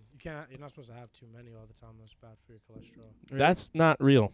Is it? That's one of those fake If it things makes you from back feel- then. If it makes you feel any better, the next thing I was gonna say was that hardly matters though, because like a lot of other countries don't even go OD about cholesterol like that. Well, and the cholesterol that you get from eggs is like the good cholesterol for the most part. Like you can overdo anything, Yeah, for sure. but eggs are like have No, you're gone not supposed to back. eat a lot of Nah, tuna dude, fish. I take eggs. Stuff like that. Well, that's because like mercury and shit in You're fish. only supposed to That's have, like, that's for 3 sure. cans of tuna fish. Like I in a take week. eggs. I whip them up to a nice froth. 32 eggs. Get those. Holy shit. Inject those straight to my veins. 32. Like that's the part you like gloss over real quick so they don't pay attention to the craziness. It's like game groups were like, dude, yeah, I just want to hang out, man. We're like really good friends, you know. Dan, you'll come over. We'll play Mario a little bit, you know. We'll hang out. I'll make you some dinner, you know. We'll get some drinks, you know. Kiss a little, and then we'll like play, like just get like throw that at 32 eggs, like, bro, that shit. Michael used to do that shit to me like in front of new friends. I'm like, bro, like listen, I'm all for like an incest joke every now and then. That's kind of funny. I get it. But not to new people right off the fucking rip. This guy is the most like goes to the furthest crazy angle of More of jokes. a high school thing. You're crazy, dude. So I'm crazy now? Yeah, no, I mean I love you, but you're crazy. No, I love that hat so much. thank you. That's a pretty nice hat. No, but yeah, that is a thing that would happen. It's like I'd be talking to somebody and then Chris would walk up and be like, "Who's this?" It's like, "Oh, this is my boyfriend." It did spawn a pretty killer fucking joke.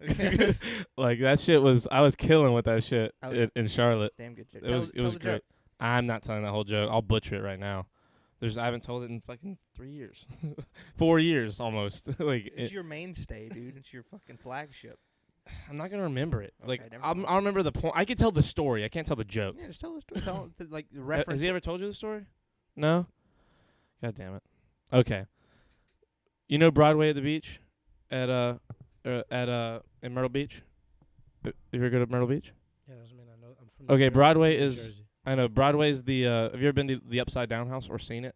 No, familiar. I know what it is. One. How far is this from the Sky Wheel? 25, 30 minutes. Yeah, it's Yeah, like definitely inland a little bit. Don't know about none of that shit. Then yeah. Yeah, okay. It's pretty cool. We should all go I mean, because I believe you, it's yeah. fucking sick. I don't think it's whack or nothing. It's like a big outdoor mall with like all these different A strip attractions mall? there. No, not a strip mall. An outlet mall. No, like What is it? outside. I don't know like the definition of an there's outlet like- mall, it's so like- maybe. Same thing as a strip mall. Oh, then no. That's what you described. it's like it's a giant pond that has bridges going over it in a bunch of directions, and on the outside of that is all the buildings that are malls and shit. And there's some that are on the actual like docks that are like buildings and shit that you can go on, and it's fucking sick. It's just cool as hell, yeah. Yeah, there's like those giant. They have If they fucking do food fireworks dispensers. shows, they do fireworks. They have shows, food yeah. dispensers everywhere for the fucking cod that are as big as you and I am that will just come up and fucking swallow. Like sometimes turtles will like walk climb on top of them because there's so many cod on the top of the water trying to eat the food that the turtles will just sit there on top of the cod and catch the food. It It's is just fun for the whole family, Ollie. yeah, it's terrifying honestly a little bit. Like if you fell into those cod, I don't know what would happen. I don't know if they decide they like human or if like you would just walk off of them because of they're a platform now. It's not, but it's cool. But we were there, and we were both. It was the middle of summer, and we were both dressed very gay.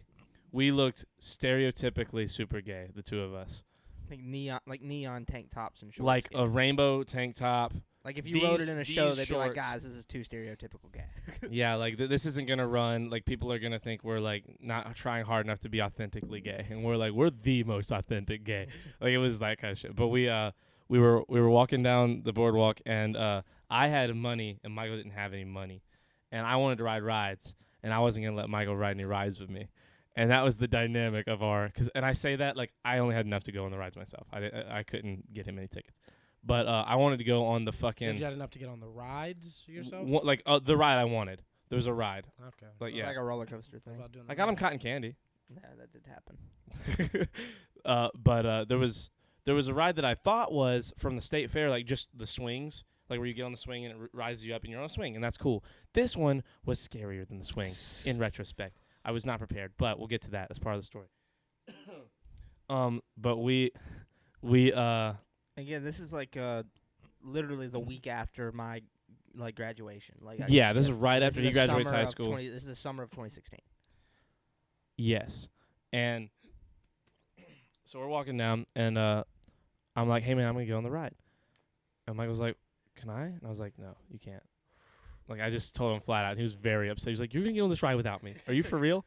You're going to make me sit down here and watch you ride a ride? Look like this by myself. yeah.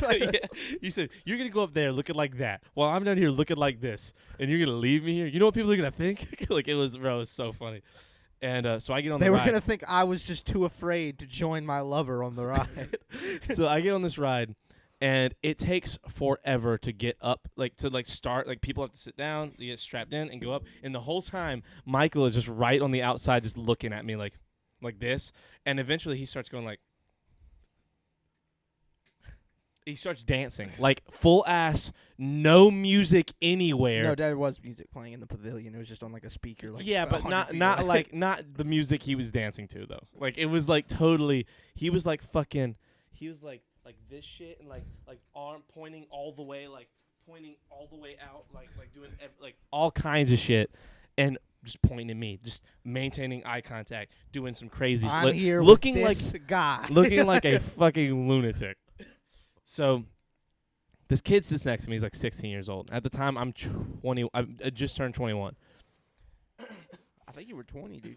No, this was 21. Are you sure? Yes. You graduated, I would have been 21. Okay. So, excuse me. Anyway, God damn it. We are doing God, I hate He's this sitting story. next to this guy. I'm sitting next to I'm remembering what I'm about to say. We're sitting next to this kid, and Michael's doing his shit, and we're like a third of the way up, and he says, "Is that your boyfriend?" And I was like, the first thought I was like, Yeah, okay, there was no malice in this kid's voice. At the very least, it's a cool kid. He's like a cool, progressive, like non-hateful kid. I was like, at least we got that going on for us. I was like, no, that's my brother. And he was like, oh shit, that's okay. I was like, he's not gay. Me either, by the way. And he was like, that's fine, I don't care. I was like, okay. Anyway, so we go up to the ride. The ride is fucking scary. Like, it, like, flips you. It's like you're in a rocket ship. I thought it was just a rocket that would swing around. But this thing, like, spins you while you're swinging around and, like, goes backwards and does all this shit. And I wasn't prepared for it, and the kid wasn't prepared for it. So we're up there, and we're, like, losing our shit. And we have the If experience. you want to liken it to something at Carowinds, it looks like the log ride. Like, it just goes swings back and forth. That's all it looks like. It's going to swing back and forth. No, this goes up and spins you. No, I'm saying what it looks like from the like when you're just looking at it. It's the rock. Okay. Anyway, we were up there, and we have the connection that only a person that you ride a whack-ass scary roller coaster, like, with you can have. You use silly and whack in very weird places. I'm sorry. I like to put words where they kind of don't belong, but I could. Can tell. I see that. Anyway, Carowinds, any of these places, if you sit down next to somebody you don't know, you have a weird, like, bond with that person because you've experienced something scary with them finally. Or not finally, like, totally, like, the two of you. I've been And- waiting for you my whole life to get on this roller coaster. Exactly, yeah. It's Well, what it like, feels like I've sometimes been when here they end 3 up summers vibing. straight. 3 summers straight. And you're the first one the that feels fir- it like I did. This is the first time you've strolled into my little strip of hell. And felt the same things I did. But the ride ends, and man, I can't remember how. Hold on, I know this part. There's a funny part of this. Goddamn. We're walking away together. No. Like on the way down the roller coaster, something happens too that was funny. Oh, I said it too fast. It was on the way down. I was like, "Hey, man, I'm not gay. My brother isn't either. Like that doesn't matter, but like he's not." This is the part of the podcast where we format stories and jokes as Pulp Fiction. It's a Pulp Fiction, your story. Wait. You've been telling it out of order, like you went too fast. Oh yeah, I told it too fast. Yeah. That's Remember okay. the So I got beginning you. of Pulp Fiction where it defines what a Pulp Fiction is? Stop. Anyway, God damn it. If you had a HUD, you would have got it quicker. Let's have a built-in reference. Shut the fuck up. Anyway, that's when that part happens. And he's like, "It's cool, man, whatever." And we get down, and we both get off at the same time. We both walk off, and I was like, "Hey, man, that was awesome." He's like, "Yeah, it was pretty awesome." I was like, "Have a good day, dude." He was like, "Yeah, you too. Maybe we'll see each other again." I was like, "Probably not." and me and Michael started to walk away, and I was like, "Dude, that kid thought we were gay." And Michael was like, "The kid that sat next to you?" I was like, "Yeah." He was like, "Dude, we should have been like super gay in front of him, like right away." And I was like, "Dude, that would have been funny." And then he was like, "Oh well." And I was like, "Yeah, oh well." So like an hour goes by, and the thing that's great about Broadway is it's a big circle, so like you're bound to like go in a circle and run into people. So we're at a lemonade stand, like getting like some kind of icy or something. He's like 20 feet behind us, and I see him. I'm like, "Oh, Michael, it's the kid." He's like, "Oh, the kid? Thought you were gay?" I was like, "Yeah, thought we were gay." Bitch. And he was like, "Whatever." And I was like, "Whatever." And that's the part that always gets the most laughs, by the way. that part kills a lot. Yeah, it's hilarious. And I thought we were gay. bitch. And I was like, "What should we do?" And Mike was like, "I don't know, but we should definitely do something." and I was like, "I don't know." And Michael said, "Chris, grab my ass." And I was like, "But dude, we're like out in place. Dude, do you want this to be a story? Do you want this to happen? Do you want to be able to tell this to your kids?" I was like, "I don't know. Do I want to tell our kids?" He was like, "Our kids, see you're in it." And I was like, "No." and so, and he was like, "Do it." And I was like, "Ah!" And I grabbed his ass. I grabbed Michael, my brother, my brother. I grabbed his ass, and the kid, like, oh wait, no, hold on. Pulp Fiction, we're out of order. Hold on, we're out of order.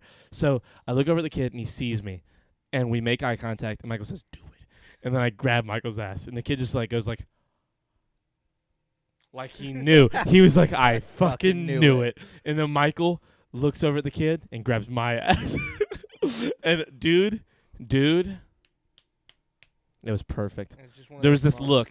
There's this look where I looked at him and he knew that me and my brother were gay for each other. And I looked at him and I knew it's bullshit, but damn, it's funny. And there was this mutual understanding that we both thought different things.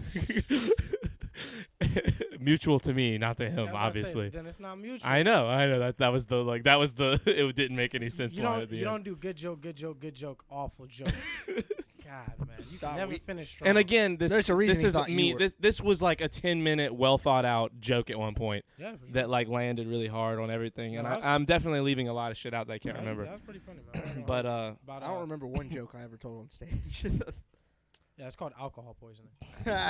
it's definitely was a part of it for Michael. You fucking. I only drank for one show. Okay. I'll never believe that. There's never a day of my life that I'll believe that. Okay. He might have been sneaking. I think he was sneaking it because I got mad at him the first day when I I didn't know. I told the people at the Couture Lounge that he wasn't drinking because I thought he wasn't. And then like 4 hours into the night, I was like, "Oh, what you got?" And he was like, "Jack and Coke." And I was like, "Michael, God damn it!" Like he was like he was 19. Nah, yeah, he used to do the most. He Yeah, used I to was- do a lot. I was like, "How dare?" Well, I knew he did shit. I just didn't expect him to fucking. Did I ever tell you about when I threw up on a guy on my 21st Let's birthday? not. No, it's cool. I don't want to hear it. It's not like a graphic story. Oh, okay. I was like, it sounds like one of those things that No, like no, is no, a it's premeditated scary story. No, it's not a graphic story. No. It's Aleem took me like for my 21st birthday. I didn't really have any plans. so Disneyland. Aleem heard about it and he said, "Dude, just come down here. Well, there's Columbia. We'll go out and do shit." Oh yeah, I remember this Yeah, story. so we go out and another little point. There was a girl that you were staying with at the time, it was like Australian girl, and she had said we were drinking. She said, "I don't like getting cross-faded." It's because she's talking about smoking ribs and drinking. I know what that is. And she said, "I don't like doing it because it makes my head hurt and I get too crazy." I looked Dude, at her and I said, "This is the only time I haven't done that." This is I literally the know first time. so many Australian people, but I've never heard any of them say the phrase crossfaded. And I don't know what it was about you doing an accent and saying it in the context of your own real life scenario, but that killed me. That's really good. That was hilarious. I'm glad. But Bro. so we're at this part and I go up to buy. They'd been buying me drinks all night. It was like getting crossfaded. it was like $2 like Buds night or some shit like that. So I'd probably had like 10 beers or something like that. Where I'd like they wouldn't let me not drink my beer. They'd be like, "Hey, are you done with your beer?" I was like, "No." They're like, "All right, finish that one. I got one right here." Like that kind of shit. 21st birthday kind of shit. Yeah, So at one totally relatable. So at one point in the night, I go up to the bar. I look at Liam. I say, "Hey, I'm gonna go get my first actual drink that I've bought myself." He's like, "Hell yeah!" I go up to the bar, order a double Jack and Coke. I was like, "Hell yeah!" $5 for the drink. I slapped down to 20. He's like, "Keep it." Oh shit, you rolling. I was rolling. It's all the money I had that night. Oh my god. Actually? I was so drunk. I bought a $2 pack of cigarettes before I got there. I tipped that one guy $20. That was all the money I had. You're like, "Guys, I made a mistake. You buy me drinks for my birthday." The rest of the night. But so I do that. I take that Jack and Coke, and you're supposed to sip on a Jack and Coke. The point of a mixed drink is to enjoy the flavor of, like, it's to bring out the flavor of both things. You're not supposed to crush mixed drinks, especially not double mixed drinks. So I just crush this Jack and Coke at the bar, slam the glass on the table like I'm Thor, and walk back to my group. So in this club, it's a small club. There's a couple pool tables, but there's trash cans everywhere because it's like 200 people and there's a college town. And they just have trash cans everywhere so people can just get rid of their bottles. There's not broken glass everywhere.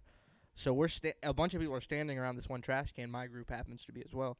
So I come back to the group, and Aleem looks at me. I don't know why he's looking at me the way he's looking at me. He says, "Hey, man, you good?" I was like, "Yeah, I'm fine." "Yeah, dude, I'm great." I'm great. That sounds like such a thing you So would he goes. say So he too. turns back to I think you were talking to Pat, whoever. He turns back and talking to somebody, and I'm just kind of standing there about to throw up. Just kind of standing there, just accepting it. So I'm in a group. I'm in a group of people. I'm like 3 inches from a trash can. There could be worse scenarios, but You're like, well, this is happening next. this is certainly about to happen. Like, there's no doubt about it. Like, do I involve other people or do I ride this one solo? Is all I'm thinking about. So I just turn around. Forgot at the beginning of this, he throws up on a guy. So I turn around and there's a trash can literally right next to me. It's an inch from me. And I turn around and heave one solid heave, just one stream, and there's the top of that. Say stream. And just the top of that. We're streaming right now. Just the top of that stream hits the back of this guy's like polo shirt. It's like one of those hangy offy kind of just like the back end hangs off kind of low on the ass, and it hits the back of that shirt. So I look at it. I really think about telling him. I Oh really my did. God. You didn't tell him. So I turn around and you just start talking. and I look at Aleem, I let it breathe for a minute to notice that, like, I might just get my ass kicked. You know what I'm saying? Like, he might just come over and diesel my shit. Oh, is he like a fucking? He was like a frat guy or some shit. He was with like 20 people. So you might not. It's like, okay, I tell him, and maybe he's cool, or I tell him and maybe 20 people Yeah. fuck me up like- on my birthday. Maybe this is Alpha Beta Chi, and they're not about that shit. You know what I'm saying? Alpha Beta Chi don't play that bodily fluid shit. Alpha Cobra Kai. Yeah, there you go. So so I just You turned, said Kai, dude. so I I don't turned think to there are Ali. Kais in college. So I turned to What Aleem. size? So I turned to Aleem Sorry. Stop justifying your bad joke. Finish. and I say, Aleem. It's a good I'm joke. screaming at him essentially, but it's like one of those, like, it's the they say it in The Great Gatsby. It's like the God damn it, the anonymity of a club or the anonymity of a party. Is It's it like- talking? No, is the it yelling? intimacy of a party. It's no matter, everybody's doing their own thing in this loud atmosphere that two people can be screaming at each other, and it's still a private conversation, Yeah. essentially. And so I just turned on Liam. I said, "Hey," he goes, "What?" I said, "You see this douchey guy right here?" He's like, "Yeah." I said, "I just threw up on that guy." Did that happen, was like- Aleem? he said- Just like that? said- Yes. Oh, he said, so "Yeah?" happy to hear that. He said, "Yeah." I said, "He has no idea." I woke up the next morning. We go back to the house. I was passed out on his bed. I wake up the next morning. I say, "I guy's walking around wondering who threw up on him today." Like, Dude, what if he is watching? What if he hears this one That'd be the day? greatest I story in hope the so. world. And like he comes up to you one day, he's like, "Hey man, listen, I brought my 20 I friends just with me know here bef- today to tell you something." More than that, I just like the idea of him sitting at his podcast like, "That dirty fucker." Like he was real upset, like he didn't get some pussy that night because there was throw all over the bathroom. And he's watching it. And he's like for a sec, he's like listening to. What happened is He's someone's been a fan since day one. I No, was no, his no. immediate, It's like- Copenhagen. Nah, he's his buddy is watching. His buddy's watching right now, and he's on the other side. He's like, "That sounds like it happened to me." He comes over and he sees Aleem. He's like, "That's the guy that was on stage rapping." He's like, "That was that motherfucker." Could you imagine, dude? What makes it even worse is he probably wound up intimate with a shorty that night, and that's the kind of thing you won't notice until you're in a closed space and it smells like throw up. Yes. Because like all throw up That guy has was that in the distinct bathroom. throw That up guy smell. was in the bathroom at one point that night. Like, God damn, someone did a number on this bitch. Then he got home and he was like, "What the fuck?" Someone did a number on my shit. That was such a great night, dude. I remember dude. we got to those seats in the back. Like they had these like bar seats all along the back, and like they'd have like a table here and there. It was just like big seating, and people would sit on the like top of those, like kind of like what's an analogy? An easy way to do is look at your room. Mm-hmm. You see that? This would be like a seat. Those are the stairs. Okay. stairs. Yeah, it's The- kinda the- like- all the partying is happening in this part of the bar. You're got up there you. looking down on it. Yeah, Oh, so- that's kinda So we're sick. sitting up It's there, nice. and there's this dude sitting next to me. I was like, It's like a mosh pit. yeah, Kinda. kind of. That, Yeah, that okay. actually very is much. pretty akin to a mosh pit. Okay. So A it's lot this of bars dude. are He like like goes to school in Columbia. I just look over at him. I'm drunk as fuck at this point. I'm very faded. And I look over at this guy. I says, "Sup, bro? Tell me your story." Dude, you, And he did. you summoned fucking the guy from Tag who's high. What's his name in real life? I don't remember. Is that one Jake Johnson? Charlie Oh, Day's that kid. Yeah, I yeah. remember who you're talking Jake Johnson. He's in New Girl. Mm-hmm. That is him. That's him from New Girl. Tell me a story. like that's you are. He reminds me of you more than you remind me of him. That's Like, funny. but like it's nuts. I'm sorry. That's reminding me you saying it that way. I did that What a was couple the story? times Do you remember? What? No, he just told me. He was like, "Yeah, dude, go to college here, man. It's pretty trill." It's like, Bro, Trill. and then I've later never that, heard that word before. Definitely a white guy that said it. Yeah, for So at sure. one point, that Australian girl, that we're all gonna go back to the house, but me, Pat, Aleem, and I think Zach decided that we want to stay out. It's like 2:15 in 45 minutes. Every bar in Columbia is gonna close. Well, we decided we still want to be out. So Carell starts walking away. It's like, "No, you're too drunk." It's like whatever the fuck it was, and Aleem runs after her because we're all pretty drunk, and just starts chasing. He's like, Carell, no. Look, I'm gonna come back. We're gonna be fine. We're just gonna go to one bar, gonna play some pool." Just doing his thing, and two cops roll up on us. It's like, "Hey, we saw you running at this one girl." It's like, Oh they just no. saw a man of dark skin chasing a white woman because she was kind of like hauling off away from him a little bit too. And it just became a situation. It just became a thing. I was like, no. We're just trying to go to a bar. She has his wallet. We're just trying to. And the cops, They're like, what? She took his wallet? the cops are just like not with it. Role reversal. They're like, hey guys, it's like 2:20. Like the bar's about to close. Like, why don't you just go home? It's like, nah, dude, it's all good. We go to like one bar. We meet these more fratty guys at a stoplight. They ask me for a cigarette. I give them like 9 cigarettes. You're I was feeling yourself. I was like, here, bro. It's like, dude, what? Dude, look here. Honestly, dude, don't be looking for any more the rest of the night. Hey, bro, you smoke, dude? Right here, dude. Just, Bro, dudes, Drunk Michael is so nice. dude, just dudes, Something alright. He's so dudes aplenty. I was spreading the dudes around. dude. Dude, look, dude, don't even worry about it, dude. Yo, I'm about to Pulp Fiction this up again real fast and go back to the very beginning. Like I'm talking diner scene. FSU. We were gonna start the podcast on this shit 100%.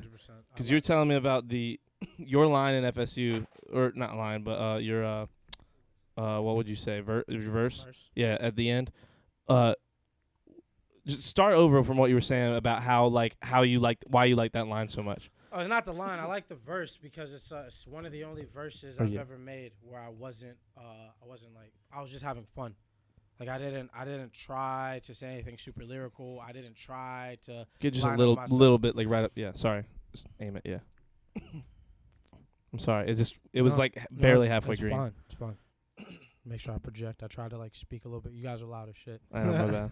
All right, so like I was saying, what I really like about the song is it's one of the only examples where I have a verse where I was just having fun. I got in there, shot through the song on the beat, I felt it. Even the freestyle, like FSU, you know what I'm saying? Like I said the first thing, because I was like, I don't even really know where I'm going to go with this. I'm going to just Yeah. say the name of the song, go from there. And when you listen to it, like I said, it's fun, it's cool, there's a little bit of hype in it, but like, you know what I'm saying? There's just nothing. As somebody who like constantly writes verses, I'm constantly trying to say something super clever. I'm constantly trying to come up with insane flow patterns. I'm trying to figure out how many words I can rhyme in between these two words that already rhyme. And I don't want to just Eminem it where I'm just kind of saying a bunch of stuff that rhymes really fast. Like I want to make like super sense. And I don't even want to make like hyperspace cartoon sense. Like Eminem will say some stuff like he'll list like 70 things he's trying to shove in a woman's vagina. So what he's saying makes sense, but you created like this cartoon hyper reality to say that. Yeah. I want to do what he's doing while just saying stuff that all of us think about in a day to day. You know what I'm saying? Like Almost like it's grounded in reality, but in a way you've never thought of. Yeah, like Like Jerry Seinfelding Eminem's rap. my best like one of my favorite couplets That's I've ever awesome. made is it's just U2 buffering got this new dude suffering. You know what I'm saying? Oh, damn. Yeah, just real. I made that when I was like fucking 14. You know what I'm saying? But because it has all that cool rhyme stuff in it, there's multiple levels to the rhyme. It's multisyllabic. It sounds good to you even if you don't know technique, because these techniques are like melodic in themselves. To rhyme multisyllable is just gonna create way more rhythm and flow than if you don't. You know what I'm saying? But it's also just a statement. Like, what Yeah. new dude hasn't suffered from a YouTube buffer? That's the thing. Like, I hate when the internet has to load, you know? Yeah. So that's been like a big thing, but I like listening to that verse because I'm like, dude, you didn't like try at all. Like you just got in there, had fun, and like went with it. And that's a big component because that's like a big important thing about music. You want to be having fun, but there's like a lot of pressure and stress when you're in the process of trying to make it. You know, when you're getting older, you're like, am I gonna make it? What is making it? That, and the third. But that's a song where not only that, but when I made it, I wasn't thinking about all that. All I knew was like, I rap, I'm going to be a big rapper, and that's that. I didn't have a plan. I still don't have a plan. This, that, and the third. And there's a lot of emotions and stuff that I can channel through listening to that verse. And there's a lot of hindsight in it, you know what I'm saying? Because, again, like I'm 19 during that verse. Kind of speaks to why, like, and it's weird to say as close as we are now. Like, I started my relationship with Aleem as just a fan of his music. Like, I like his music, and it speaks to, like, that Cool Rapper Kid interlude on SoundCloud, Dazuli, TCAP 803, represent, the Cool Rapper Kid was just, it's literally an interlude on just, like, a mixtape he made, but it's just, dude starts saying, his buddy starts saying, we're Cool Rapper Kid, and he hops on the fucking, was it, like a beat pad or something like that? He just start, on his computer, but he just starts making the beat. Yeah, it's like, boom, dum, dum, boom. It's like, and he starts just doing it as they're sitting there, and he starts spitting on it, and it's exactly what you're saying. It's just you fucking off, you know what I mean? Yeah. You're just fucking off on a mic because you kind of like this, how it sounded. That's exactly And then what it was. and then he started to just commit some of those most violent, violent offenses to fucking my ears. It was just amazing. It was just brutally great. So the line that got me, I think, was the put you right back in your parents' tomb. I'll put you right back in your mama's womb because I killed a pussy. It's, Yeah, do it, please. I'm Son sorry. and rap niggas, put you right back in your mama's womb. I'll put you right down in your mama's tomb because I killed the pussy. Y'all can share a grave. I'm at the party. It's a scary rave. White bitches with glow sticks. Suck good. Take this whole dick. That's deep throat. I make sure that she choke. Got a peacock for a peacoat. But the whole time he's doing it, see, he just did it real laid back in his lean style. Yeah, I'm now. like Petting his yelling. dog, like but in- chilling. But in the song is like, make sure that she choke. It's like fucking It's hitting like it. mad It's just a aggressive. guy having fun while he's making music, and that's what like people are just. That's what the best comics are. That's what the best Yeah. like writing is people that really enjoy what they're doing while. Yeah, I was they're gonna say doing the it. thing that like relates really hard with the fact that he likes his verse from FSU so much, like that it came right off the top. Like sometimes you can't replicate that first time, You can't. like at all. Like it's the worst when telling Almo- jokes. almost Because never. me and him would sit there and do like when we were in Charlotte, when we were going to Charlotte, I'm telling you, for 6 hours from like fucking 1 a.m. till daylight almost, we would walk back and forth across the like 100 yards of road in front of our old house, just next to each other, fucking spitting out ideas, like just new jokes, telling jokes, coming up with jokes in the middle just for each other, not realizing, wow, we should tell this shit. Like, and then we never remember it because you can't. You just can't. It's like going to a stand-up show for the first. When you go to see stand-up in It's person, like going on an acid trip with somebody and trying to like explain it. you can never afterwards. remember any of it because it's so, like, we can remember Netflix shit because we can watch it 50 times, and we don't even realize we've watched it as many times, like gone back and heard it, because like it's such an afterthought that we can go back and listen to it when we're at home. When you're there, you have to be there and pay attention. Otherwise, it's like I hate when people try and like watch a movie with you or a show or like a video game and they're just on their phone the whole time. I'm It's like, the worst. It's like the I'm worst like, why thing. am I even never s- showing you this I shit? never say anything, but it's the worst feeling in the world when you're excited to like share something Yes. with somebody and they're just really not there for it. Where they would be there for it, there's just something about that day they just don't particularly give a fuck. Like I've been playing Uncharted with Matt, like Mhm. showing him the Uncharted games. Those games I don't care as much because like during the gameplay, it's pretty much just Yeah, gameplay. it's just point and shoot. But The Last of Us, like if you're on your phone during The Last of Us, even the gameplay, there's like major stories There's shit in- happening during during all of it, the entire like 22-hour run is a fucking like mini series. Like all the gameplay, like there are little hidden things in the scenery, in the even like when you're walking around quietly attacking people, like their dialogue is integral to like what's going on. Like you can miss out on important foreshadowing and storytelling, like by just being like one of those like gun ho crazy players who just goes in and tries to kill everybody right away instead of like stealthily doing what the game kind of wants you to do. And doing all that, you like listen to shit and key in on shit that you like you little get stuff to like later. That I like about the Star Wars game Fallen Order that he put me on. Yes. Because like that introduces the thing of He like, put us on it. oh, did he? I'm I pretty, told both of you about it. Oh, I'm okay. pretty sure you spoke to him about Oh, it. okay. Like in the first episode Well- when we were talking about Star Wars. Well, when you're in the middle of a Go conversation, back and watch the first episode if for you more start a content. conversation with an NPC and like start to walk away while they're still talking, your character will be like, "I gotta go do something." Like he'll He literally. acknowledges that he's leaving the Yeah, conversation. That's really good. That's like a really cool new thing with like Naughty Dog. I think started it, but like God of War does it. Mhm. Red Dead does it where like what'll happen is in the middle of a mission. Skyrim does it to an extent. Yeah, Skyrim's a little but weird about it though, because mostly like if you just do like a physical action while they're talking. yeah, Skyrim, it always comes back to the fact like that game is so big that it's extremely simple, and the more you play it and the longer it stays out, the more you realize like how simple it is. Yeah. But it's just simple to such a detailed and Yeah. high level that it's okay that it's simple because altogether it's massive. I don't know how this is So- gonna relate to you guys, but it's like pro pool or pro snooker in that people think doing all that crazy shit with the ball is cool, but really the best people don't need to do any of that Just because straight they shooting. just straight shoot everything. Yeah. It's like, and that's why they're the best. Is they're so good at the easiest way of doing it. Mhm. That's what makes it so That's great, and that's why Occam's razor. Skyrim's so great. Is Skyrim's so sick because again, it's just so like simply perfect. It's Occam's Like- razor, dude. The simplest means to an end is always the best one. Yeah.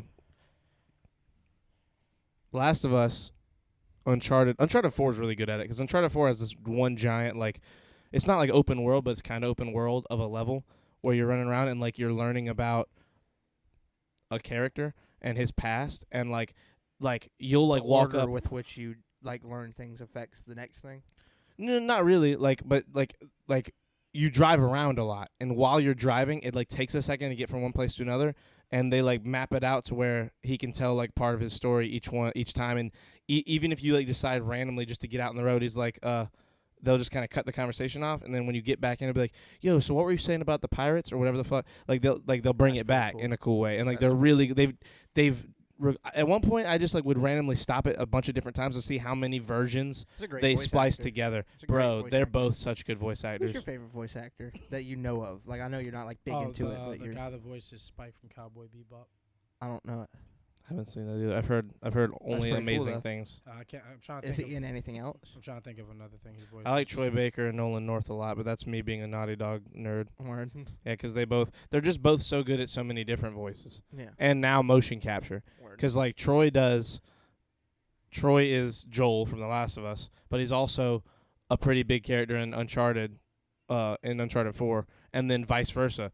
Like in Uncharted, Nolan North is Nathan Drake, but then in Uncharted 1 he plays like a character that if you'd have to be told it was him.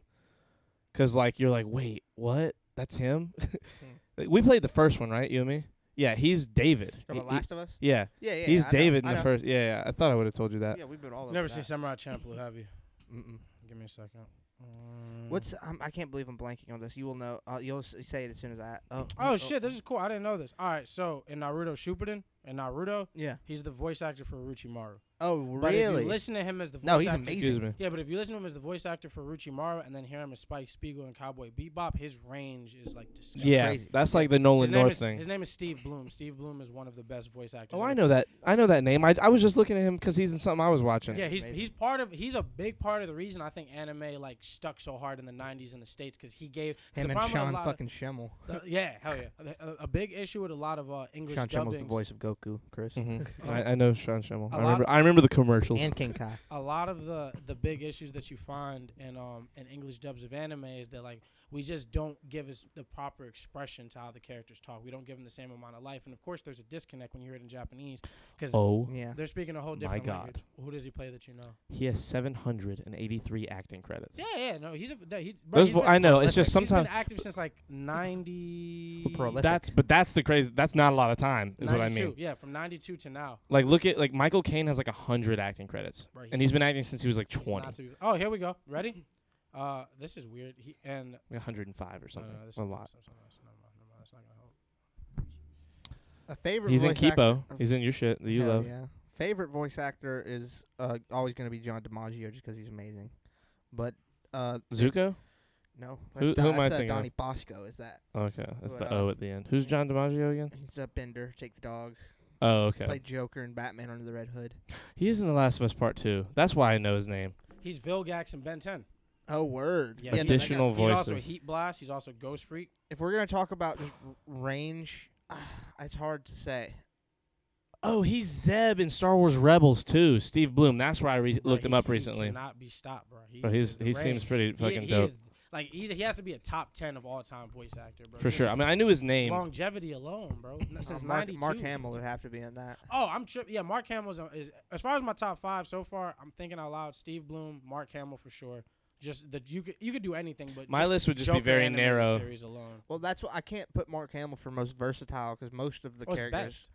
No, that's what I'm saying. Oh, are you doing a most versatile? That's what I'm trying to think of, like a person who like because you brought up the fact it's like Steve Bloom Oh, yeah, versatility. extremely versatile. Yeah. But like I Nolan can't North say that, is pretty. I can't say that for versatile. John Goodman because you can always kind of hear a touch of John Goodman in every character he does. Not John Goodman, John DiMaggio, sorry.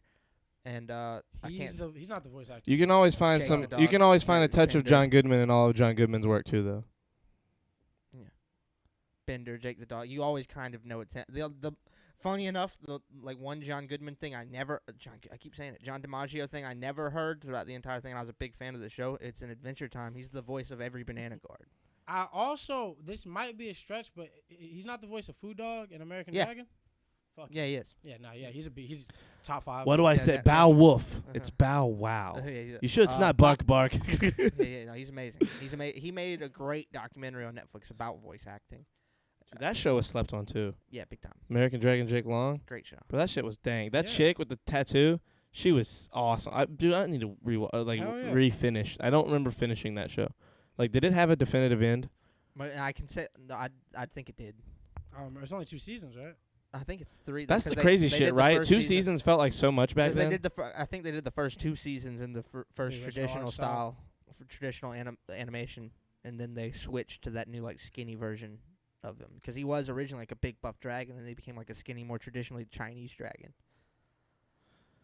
I'm trying to see. I just need like one more. No, that's not important. Like But, Avatar, I like when can't say the same Avatar thing- was. I'm sorry, I can't say the same thing about Mark Hamill that I can say about John DiMaggio. Is that like you can kind of hear a touch of Mark Hamill in everything he does. It's just like a skew of the Joker voice, which is an amazing voice, top tier voicing Yeah, in for all in almost anything. Like is emoting like what you're trying to emote, like truly like freaking people out. Amazing. I always point to his eulogy in an episode of Batman the Animated Series as like just one of the greatest pieces. He did it live once. Today is the day the clown cried. And it's just every fucking word, every syllable that he's saying. They think is that Batman is dead. it's like dripping with fucking venom. It's goddamn brilliant. That's so good. Yeah, Mark Hamill's really good. Mark Hamill's so good that like growing up as a kid, like I never put together that it was Luke Skywalker. I was like, I didn't know Mark Hamill was the voice of the Joker until Arkham Asylum dropped. Word. Because him and Kevin Conroy go off. Kevin Conroy, Amazing. yeah, just off Batman alone. Yeah, he's I pretty don't know. great. I don't know what else he's done as a voice. He's also like an actor, right? Or is he just a voice actor? Not. He probably has a couple like live acting credits, but Right. not. He made his As a fortune voice- as a voice actor for Right, sure. right, I think he became famous off of Batman. I don't think he really did much else. He Dude, has done much else. Arkham Asylum, playing that for the first time with the two of them as the voice actors is like at least This is the a quarter first of time the they'd worked together experience. since the animated series. Dude, it's so good. That game would not. That game is perfect, but it just wouldn't hit the same without the And voices. then they made the fucking Killing Joke, and it was a goddamn sham. Really? Yeah, the animated movie. I thought it was like I thought people loved it. No. No. I know they loved the like original Killing Oh, Joke. It's a Frank The Killing Miller. Joke itself is It's like Frank Miller's incredible. like opus. Yeah. It's like one of the best Batman comic lines. Yeah, it's the one where Barbara Gordon gets put in a wheelchair. Like Barbara Gordon was in like they never explained it for like I think like 2 or 3 years in the comics. Like Barbara Gordon was just in a wheelchair. She was Batgirl. Now she's in a wheelchair and she's like the Watchtower or whatever the fuck it is. The Oracle. The Oracle. Thank you Yeah. so much. Mm-hmm. And she and this is the thing that gave the backstory of it, where she got paralyzed, and it's like really fucked up how she got. She's only paralyzed because he's trying to fuck with Jim Gordon, and he wants to prove that everyone's a bad day from being him. But then the comic ends with like Jim Gordon gets put through this like demonic carnival ride with like pictures of the Joker like shooting, and it implies like raping his daughter. It doesn't like strongly imply, but it's implied, and it's just It's an awful time to get a chime. Rapes his daughter. Fuck. certainly not on brand. Ty Cerrone, I want to say is how you say that. They haven't said anything in chat yet. It's over here on my activity feed. Thank you for following. Oh, well, I appreciate that. But yeah, that was pretty good timing. So that was definitely that a happens. He word. puts him through this ride where he's subjecting to all this shit, like strips him down naked, just surrounded by all this crazy shit. Driving him, he starts bawling, and the whole point is to prove that, like in the movie, like everyone's one bad day away from being me. Mm-hmm. And it's also the thing that gives the Joker his origin story, all this stuff. I like that's what he was channeling. Christopher Nolan is kind of channeling that energy for the Joker's purpose in The Dark Knight. Mm-hmm. Is he's kind of trying to explain just how fucked up everything really is and how much you can be him. Yeah. And that's like It's like a That's running where Batman- theory within the comics that the Joker's aware of the fact that he's a comic book character, and that he doesn't give a shit because there's no real implications to any action. he kind of like the does. darkest version of Deadpool, sort kind of, yeah, but it's just like the Death Pool. Deathpool. Yeah, the craziest Joker storyline would have to be the one where Mr. Mxyzptlk. Are any of you familiar with the character? He's a fifth dimensional elf essentially. He literally just he has reality warping abilities, and the only way to beat him is to get him to say his name backwards. And Superman's beat him a bunch of times just by fooling him essentially. He's a Superman villain, but the Joker tricks him into giving him his you would need powers. reality warping powers to beat Superman, huh? Yeah. Still lose. Yeah. The Joker tricks him into giving him his powers, and he becomes the ruler of the universe essentially. like all of creation is now Joker's, and he he does all sorts of fucked up shit to everybody, all of the Justice League, but Batman gets it worst off. Like, you'll see it on lists, like what culture lists about, like, the worst fates of any characters in comics. He's almost always in the top 3 is when Batman in the King Joker line is when he just subjects Bruce Wayne to being, like, The kid when his parents get murdered. not just that, but, like, 10,000 different things, but the main one was he'd be buried alive and then dragged out and torn apart by zombies just to be reanimated the next day and have it done again for years and years and years and years. To the point where, like, Superman, at the end of this whole comic line, when everything gets finished, like, he's just a quivering mess. Like, Batman's just a quivering mess that can't even speak. And Superman completely, like, he takes all his memories away of it. But to do that, he has to take those memories. Ooh. Damn. And so Batman doesn't remember any of it. But Superman remembers every second of it. You know, it's actually a really good. So I don't know if One Piece ever did this on purpose, but you know that One Piece is the only. One Piece probably did it first if they did something like that. Well, possibly. That's a good point. But it's something very similar to One Piece. I'm not a huge One Piece fan or anything like that, but I just know this because this is one of the most badass scenes, and it's a very good example of, like, what a friend should be at the end, or what a friend can be in its ultimate form. Because I also don't think self-sacrifice. The captain on the island? No. Okay. It's when Luffy basically gets bodied, like he's about to die, and there's this guy that Luffy can survive, but the only way for him to survive is the guy will remove all his injuries in the form of this bubble, and the bubble has all of the damage that Luffy took, and he gives it to Zoro, and he's like, if you endure this, I'll let, like, Luffy will live. You know what I'm saying? Because Luffy can only live if you take the pain. It's the same kind of thing. It's like this ultimate sacrifice to yourself. Zoro takes the pain. The dude shoots like a fucking, like, you blew a bubble out of wand at him of the pain, and his body damn near shuts down from shock. And it's a massive bubble. Yeah. And he shoots the whole thing into Zoro. And, like, literally when everybody shows up, Zoro just has his arms crossed. He's standing straight. There's blood pouring out of his eyes, and everybody's like, "What happened?" He's like, "Nothing." You know what I'm saying? It's like that same thing. Just you're literally walking around with the greatest burden that anybody's ever taken for a friend, and you never bring it up. That's not what you do. You know what I'm saying? You exactly. you just look out for your friends. Exactly. It's it's not as connected as what you're talking about, but it's just a fun thing that reminded me of it. In the Magnus Chase series, the 4th. I thought you were saying that doesn't relate to the Batman thing. No. I was like, shit I was, you not. bro, I was like, bitch, what? That's like, literally the same I was shit. like, what is wrong with you? I was like, No. okay, he's telling a new story. Magnus Okay. Chase. Magnus Chase is the 4th series in the Riordan Gods series. Is Percy Jackson Kane Chronicles, the Heroes of Olympus, and then it was Magnus Chase is the Norse gods. And this kid's the son of, like, the god of nature. I forget the name of the character, but he gets this cool ass sword. It's a sword with a consciousness. It's a conscious sword, and its whole ability is that it can do anything. You can ask it to do anything. Like in a battle, it'll fight whoever you want. In the book, the example I'm stating, he has to fight a giant, but the Norse giants, which are like thousands and thousands of feet tall, like skyscrapers come up to their knees kind of tall. Just enormously large. They live on a different realm big. He has the sword. Whatever the sword does, it can do it no matter what it is. But when it comes back to him, as soon as he holds it again, he will take the physical wear as if he had done it himself. So he sends the sword up to take down one of these giants, and just straight up the sword looks at him and tells me, it says, like, I can do this, but you're going to take on the wear of climbing a giant and fighting it. You're like, as soon as you grab me again, you're going to it might kill you. Yeah. It just reminded me of that because he grabs it again and he knocks out for like 7 days. Yeah, very similar, man. It's really cool when fiction just does this whole, like, so much pain. Here's this, this thing that, you know what I'm saying? It's really cool. I think, just like stepping into that, let's just talk about how awesome Riordan. Riordan. Rick Riordan. Yeah, let's talk about how awesome that fucking guy is, man.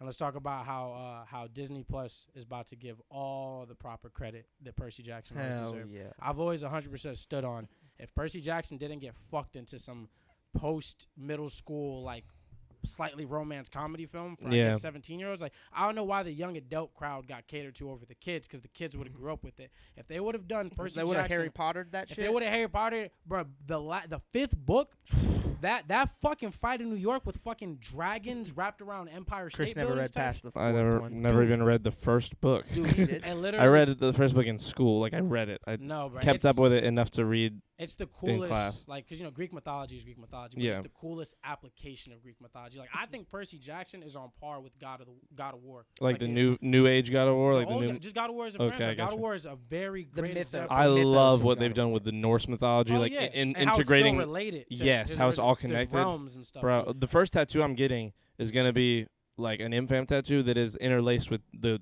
Norse god Tyr, Yeah. like with who he is in the realm of God of War, like Yeah. who he is representing, like what he represents as a god. What does he represent?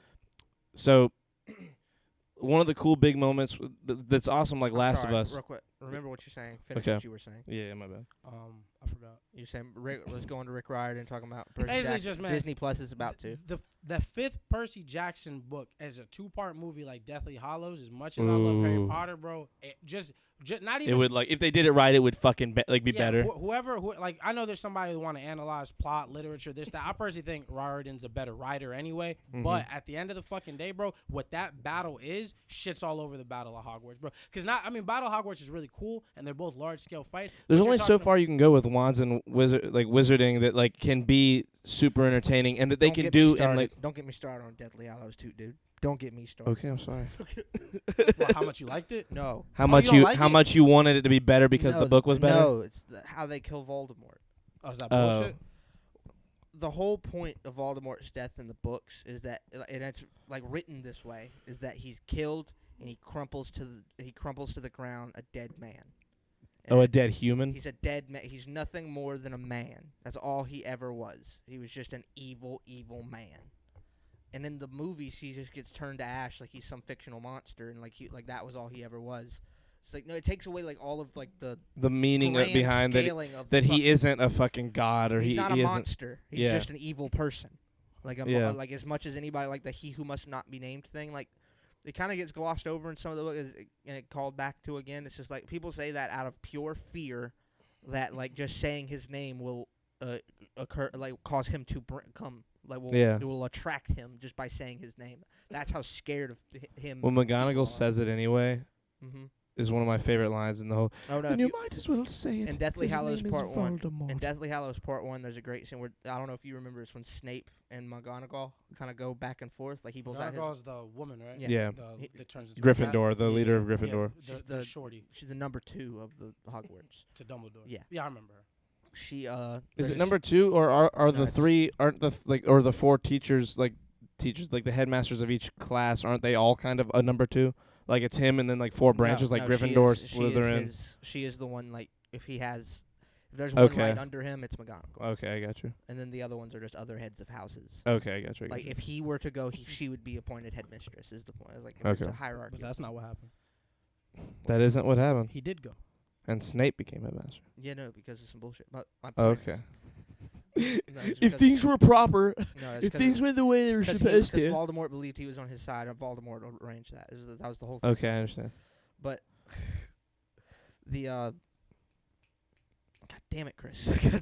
He said it. Nah, it was you with the. Aren't they all in second place? Like that shit doesn't matter.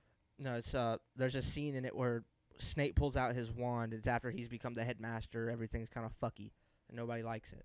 They've Mhm. brought in like Umbridge is back, like or at least Umbridge's cronies are back, and they're the ones that take over. Like Was punishing Umbridge the like shitty chick Yeah, from? pink one. Yeah, I hated her. yeah, she's God. one of the most unlikable characters in the world. She's so good. So amazing, but. Ugh. So Snape pulls out his wand, and a couple students kind of look at it like, "Whoa, what's going on?" Then McGonagall pulls out her wand, and a bunch of kids start running away. It's so goddamn funny. Bro, it and is it's not pretty- a scene that's meant to be She funny. is Someone- incredible. Whoever the extras director was that goddamn day was just fucking I have to believe that the director of extras read every fucking book and was 100% because it was just something like a dude on Tumblr like 20 years later put together. But it really was like Snape pulls out his wand. People are like, "Whoa, shit's getting serious." McGonagall pulls out her wand. People go, "What the fuck? No!" This is not what's happening today. People Not literally- at people- my day of It's a- school. It's a corridor. Like a bunch of kids are all around him. Snape wand. It's like, whoa. Not during McGon- my math class. McGonagall wand out. Fucking. Everybody backs up like 20 feet.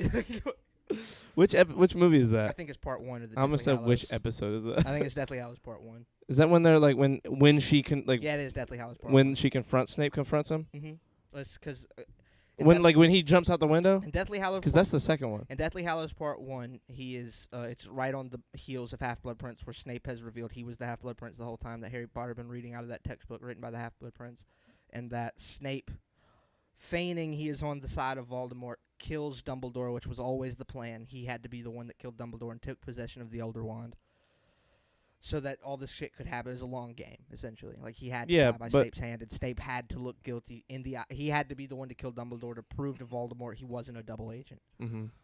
So he becomes headmaster as part of Dumbledore and Voldemort's plan. Dumbledore's plan was to have Snape go in as headmaster so they couldn't, whoever else he would have put in there. So he knows a good man would be in the position, and also entrusted by Voldemort. I mean, I know that. I think it was in the second movie. What? The fight with her and Hey Snape. man, look. If we're not gonna expand any more on this, we're about to spend 15 minutes talking about shit that does not fucking. Yeah, that's a good Just point. That's a doesn't good matter. point. That's a good Doesn't point. matter That's a good what point. fucking movie it's in. Yeah. See, Jesus that's the shit Christ. I lock on. I know the whole. I know Voldemort's plot, like his idea, like Jesus his Christ. plan.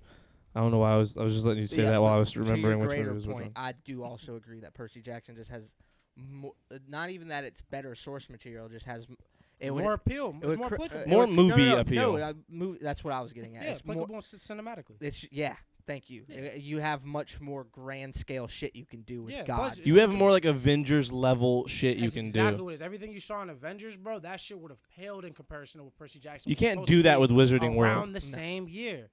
And Like, I mean, they're you can trying to to- an extent, but they just never. Because I'm Which- pretty sure there's. The Fantastic greatest- Beast thing brings in stuff, greatest- animals, like cool things. Because Fantastic Beasts, like they're trying to greatest- have something that can be on screen and be more interesting. The greatest failings of the Harry Potter movies, in it's my not showing enough of the creatures. not even that. It's Okay. not showing enough of the human interactions. Because, like, in the books, it just like when Voldemort's taking control and is taking power by Deathly Hallows, like, dark wizards are going out into like human towns and putting the Imperious curse on them and making them do horrible things. So, whatever a sick motherfucker could think of, with under the guise of a curse that can force anybody to do whatever you want, even a magical person, let alone a non-magical person. Like, magical people, some of them have the power. Like, Harry Potter is like one of like a very small group of people that can resist the Imperious curse. But it's very heavily implied the horrible shit that people are going out and doing to Muggles. And that's something that I think would have brought a lot more gravitas to the situation at hand, why this is so fucked up. Like, Well, probably a lot besides more just the- darkness too that they weren't ready to introduce to kids in from the time the first movie came out to the last. There's never a time where any of those kids that watched it were like old enough to probably handle that and like understand it on like a mature level. mm-hmm. Because I mean, from 1 to 7, you know, it's only like 7 or 9 years. It's like not a lot of time goes by in terms of a kid. The whole Like if you're failings 10 when of you the- watch the first one, you're like 18 or 19. At this, it just kind of it's goes the- against the point. It's the No, failings 18 or of- 19-year-olds aren't going to really totally understand the maturity of what he like. I'm on Alim's side here. You're wrong, but I wouldn't say you're wrong. I feel like you're not giving enough credit to like 18 and 19. No, some definitely would, but the reason they're going to go watch the movie, they're not going to understand all that shit. They're going to be in it wanting to see their fucking wizard shit. I want to see their hero win the day and all. Yeah, that. they're But wanting to just see throughout the the series. Avengers level action and fights and cool shit, and because only people who are like big fans are paying attention to the real story. It's like it's the same. Most people that go to the movies and see it are those fucking cell phone people. but besides You know what I the- mean? Like most humans, like most people that go and see movies, because besides they the can't fact appeal that to they're wear- that. Besides the fact that they're wearing black robes and their leader is a snake man, there's not really a lot to go off of for you to fear these people as a viewer, except Other than people except- tell you that they're like the except big the bad. other characters are afraid of them Yeah, for things that they did before the movie started. they're not showing enough of like what these So- guys are doing to humans. The human the whole movie's good. Even the books could do more as to like the human and magical world interact. They do it in the first Fantastic Beasts. No. In the book, I think Half-Blood Prince, they do it. Is the book opens with the Prime Minister of England waiting in his office for the Minister of Magic to show up and brief him, because it's the first time you realize that the Prime Minister is aware of magic and can't say anything because he'll sound crazy, but he's Yeah. aware. He's the only person in all of British government that's aware of this other entire world and has to keep it a secret and has to make decisions based on things that are going on. So he knows that there's a dark wizard going around fucking up normal people, but there's nothing he can do about it. So he's just sitting in his office getting told by fucking Fudge, that's the Minister of Magic, getting told is like, yeah, no, so shit's gonna be going down, essentially. And it's just, I think that there's a lot more. Imagine to be feeling that done helpless as the most powerful person in a kingdom. Oh man. there. Exactly. Like imagine that. Yeah. Like, as a viewer, getting to see that and having more fear for the character and like seeing what that character can do. To go more on what you both said about how like the 18 and 19-year-olds wouldn't, like what would happen is it'd be like 1% or 2% of the people that watch it would realize the gravity of how great of a scene that could be, especially depending on who's acting out those lines. Like if for some reason Sirius Black was the one delivering those lines, like if it was Gary Oldman or somebody like of that stature, like that kind of back and forth of like the Prime Minister and the Minister of Magic. Minister of Magic.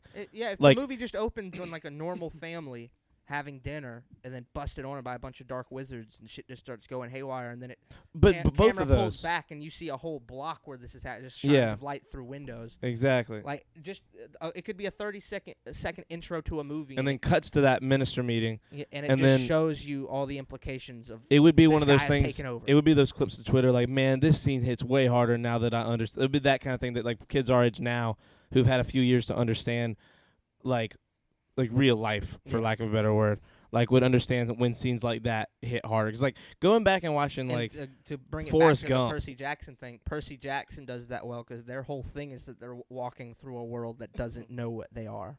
Like that, they're completely blind. There's a mist, a literal mist that blinds people to what they really are and what's going on, and the things that could be done through. It's just goddamn. It could be the possibilities are endless, guys. yeah, it's insane. I mean, like a lot of movies are like. I mean, like the only reason I kind of put 18 and 19-year-olds down in that way is like we were all 18 and 19-year-olds, and we all remember feeling like people didn't give us enough credit. You know what I mean? Like at certain points, like I feel like you're not giving me enough credit for understanding what's going on, kind of situation. Yeah, since I was fucking Since you were 5, yeah, everybody has that. But at the same time, we were that age and we were naive in a lot of ways, and Yeah. we still are. big time. And you never understand until a few years later, all your whole life. I don't That's think how. anybody ever gets it. I think growing up is a sham. I think that I think people fake it, and I think some people fake it better.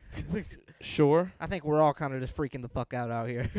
I think I'll agree. I don't agree with fake it. I agree with that vein of thought that Yeah. we're all creating our own perspective. We're of all it, getting it. because getting it is whatever you define it as. Yeah. whatever Exactly. You wake up Yeah. and do every day. Yeah. So I wouldn't say fake, but Yeah, say I- fake. again, You I'm trying to definitely- infuse a little Some humor. lines definitely in movies hit way harder I believe when you realize the gravity of a situation rather than like, man, can we get to the fucking action? Like, you know what I mean? Because when Yeah, you're sure. 18, 19, you go see Avengers.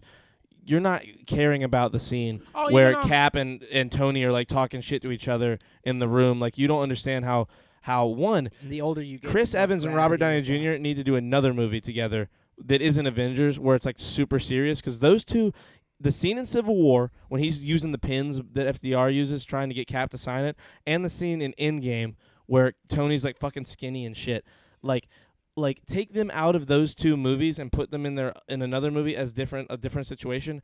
Oscar caliber dialogue between those two guys, like for real. Have you for watched real. Chaplin yet? Not yet. No, I've seen a lot of scenes because of YouTube, but I haven't like sat down and watched it yet. Yeah. If you just want to He see, got an Oscar nomination for it, didn't he? yeah.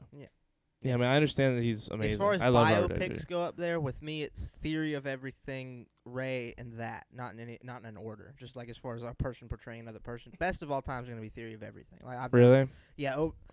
Jamie Foxx's Ray is utterly. I was gonna say I'd, that one's. I'd say forever. I'd have told you there's no second. There's just Jamie Foxx's portrayal of Ray Charles. I've seen Theory And of then Everything. this I just don't. motherfucker portrayed Stephen Hawking to just ridiculous level. Like you 100% just lose the actor in the. I mean, you performance. say that, but neither of us knew either of those guys.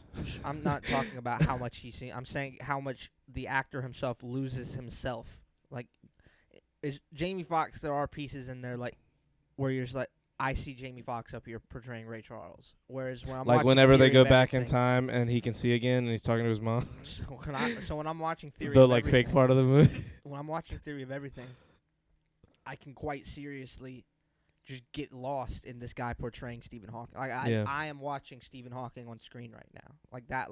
And that's just my personal opinion. Yeah, That's- But yeah, it's up there to that caliber of a biopic. Like he's playing Charlie Chaplin through the years from like the late 1800s to the 1960s when Yeah. he got that I don't know if I might have shown it to you at some point. I'm definitely biased. When he was banned from America, he couldn't come back to America because it was during this whole thing where they were getting rid of.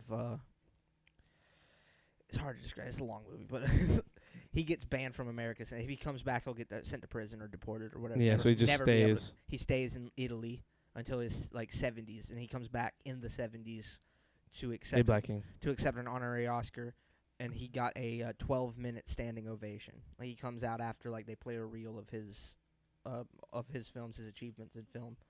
He literally just all the big Charleston Heston, all these people standing up, just monoliths at the Academy Awards, just standing up in 12 minutes. Nobody sits down and just keeps clapping for Charlie Chaplin. Oh yeah, man. Beautiful movie, absolutely. That's the scene that the film ends on.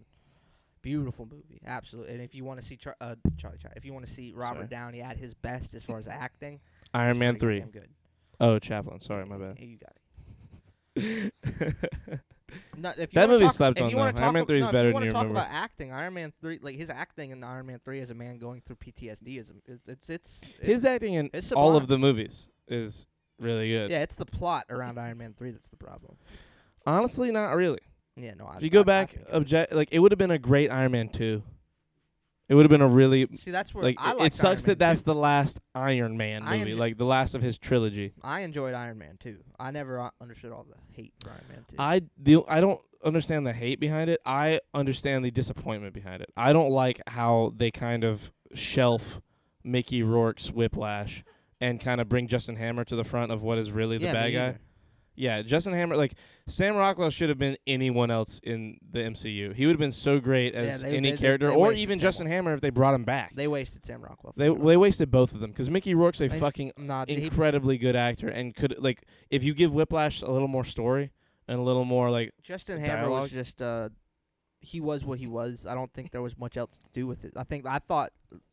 I agree with most of what you just said, but the Justin Hammer thing, and I don't think he had a bunch of movies thing. He's just no, not a bunch, but bring him back for sure. The way that movie ended, he ended one teasing that he'd be back, and two he's definitely a really Joss good Whedon's character still to out bring there, back. Man. Joss Whedon Yeah, still I out there. mean, Maybe sure. he'll fucking. I don't know. We'll see. It's Kevin Feige now though. Yeah, Joss Kevin- Whedon really doesn't Kevin touch Feige MCU. Kevin Feige don't forget nothing. That's for sure. He's bringing back fucking Abomination. So Yeah. we'll see. I'm excited for all that.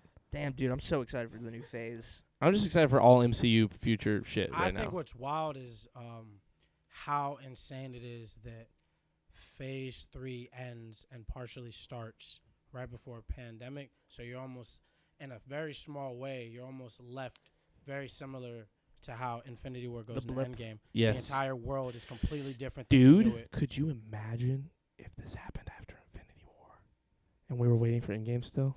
First of all, that'd be beautiful. Wouldn't it? Low key a little bit. Damn it, what it, man. Kevin Feige would be like, God damn. Whoa, This- but God damn. It's How like convenient. fuck, we're losing a lot of money, but you know how much money we're gonna make? Dude, it would. Sure, this made shooting pretty tough. This producer might not like me very much. But God damn if we're It's not a about good to thing make Iron Man has a mask on all Yeah. the fucking time. guys. Yeah, there we go. God damn if we're not about to make $10 billion. It's a good thing Iron Man has a It's a good thing these Bro. superheroes need to protect their identity. Bro, it's that would have Gotta been do it at nuts. the camera, man. like it. I think I am a little happier that it happened in between the phases though. That's probably a little better. Yeah, man. It gives Because that would have made Phase 3 way we're too all long. just sitting here. Especially considering that one phase was 3 years at a time, give or take, and that this one would be going on 5 now. Plus the gravity, they unintentionally get realistic spacing. You know what I'm saying? It's almost, in hindsight, thinking back to it, Infinity War into Endgame was so massive into Spider-Man kind of starting the next phase a little bit. That was the Buffer Gray movie where it was supposed to technically be the last movie of Phase 3. Right. It's almost Writing exactly. down Buffer Gray for the name of a story about vampires for teens, I'm going to write. Buffer Gray. Buffer Gray. Buffer Gray is But the protagonist. It's just when you think about it, man. Even with the space, you see it hasn't lost any steam, no momentum. We're all just excited as we were before. You know what I'm saying? If anything, we kind of go about our daily lives a little different because we have more things to be concerned with in reality than we did at the time of the MCU. But it's almost kind of insane to think that we were gonna get right back to it so fast after something so crazy, so groundbreaking, the greatest crossover event ever seen back to back. They had the greatest crossover event once and then said, hey, fuck it, we're about to go crazy than that. Look at these big ass circles in the sky. it's almost wild that within 6 to 8 months we're just gonna get right back to the movies. Like the fucking biggest shit didn't just happen. Well, they were like getting us warmed up by giving us prequel shit. You know, we were gonna have Black Widow was gonna be like not really much progression, more like some here's some shit from earlier that will be brought up again. The What If is what I'm the most excited for. Really? Like most excited? Yeah, of what I've seen of the shit that's coming out. I don't know, man. Loki's gonna be fucking nuts. And I'm what super if this has so much cooler like there's the shit that I've been waiting, the comics that I loved the most, like reading like online and stuff. The What If comics are always the coolest. I mean, it looks dank. 'Cause do you know like one of the, like they do the thing with what if T'Challa Was Peter was Peter Quill, like he became the fucking Guardian of the Galaxy, yeah, like the he main was dude? like now it's the If Black Yondu picked Panther. him up, the Black Panther is now fucking Star-Lord. it looks Fucking pretty cool. sad. I love If- that If episode looks Peggy pretty sick. Carter got the super Oh, yeah, soldier the- serum. Captain Britain. Yeah. And Steve would have been Iron Man. That's Iron Man. Like that's him being Yeah. Iron Man in the suit Yeah. instead of Howard Stark. Because Howard was just the inventor, not really the like go doer, and Steve wanted to be the doer. So But he gets a suit. in the What If, I think he can't take the serum. There's some reason Mhm. he can't do it, and she does it instead, and she's Captain Britain. but it's in like the I'm What excited for Ifs. that one, and I'm excited again for the It's T'Challa in the one. What If series. You get all the like the Marvel DC like crossovers, Yeah, and then in the What Ifs you get things like. The I mean they're Marvel gonna DC be cool. Don't get me wrong. I guess I'm just do you know more the wildest DC Marvel invested. crossover? Is one it's a literal crossover, and they like mix characters. Oh yeah, And Wolverine Dark and Claw. Batman. Yeah, Dark Claw. Dark Claw. That's pretty fucking sick. It is actually a pretty badass combo. Can you imagine, dude? Because Can you they're imagine? very similar. They're both gruff as shit. Yeah, except one's just 5 foot tall. Imagine Captain Batman or Batman America. That was the weirdest thing. Like, Batmerica. how do you cast? Like now we know how you cast Hugh Jackman as Wolverine, but how do you cast a 6'6" man as As a Wolverine? 5'3" powerhouse. Yeah, Canadian powerhouse, a 6'6" Australian, like an Aussie, straight out the outback. I think they're just like, fuck it, look at him. Yeah. Like, and can we blame him? He was fucking awesome. That was great. Like, I could never see anyone else. We were actually talking about it earlier. The first 3 X-Men movies are just like. Who would you recast him Wait, as pause. The now fir- if the you were first to three, do it? the first 3 X-Men movies are just Wolverine vehicles. Like they're Yeah. just- they really are. The second one's the Wolverine only 1, one. 2, and 3. Wolverine flashback. Wolverine, I'ma die soon. Wolverine, I'm in Japan. There's Wolverine is only in this movie for 2 seconds, but it's still about Wolverine. The second one's That's the only First one Class. that ever First Class seems. is what he was talking Yeah. about. I love that. Dude, First Class Best is X-Men the movie. best X-Men movie Yeah, to me. 100%. It's, And then- it's like the Rogue One of X-Men. Yeah. It handstands. Well, It's Logan. cartwheels. I'd say Logan's the It's not Rogue an X-Men. One. It's not an X-Men movie. It's in the universe still. It's still everything's still canon from all the movies, is what they're trying to tell you. Yeah, but it's not an X-Men movie. I freaked out because they changed the definition of sexism. What? Who is this? That's True Blacking. I'm freaked out as hell. Shit going too far left. I'm freaked out. Yeah, explain yourself It real must quick. be something from like Twitter. Something they must have put something out. Like there must be some study or something happening right now about I don't know. I'll look into it. Anyway. We'll talk about it later. I'm not. Anyway. Let's not mess with it right Rogue now. One's still a Star Wars story. Logan's not an X-Men story. Yes, is it my- is. no, What it are you isn't. talking about? It is a story about an X-Men though. About two X-Men. The two Yeah, it's actually X-Men. kind of hard to say it's not an X-Men story. Yeah, when it's- the founder of the X-Men is Both of going them- haywire. It's both of the big members, and it's like explaining to you that the reason the X-Men are kind of over is Both because the he's big losing members- their. I'm sorry, Beast isn't there. Oh my god! How dare you? Just bring up the character I already gave a fuck about. Hank McCoy. No, that's not. No, that's Dr. McCoy from Star Trek. That's Hank McCoy.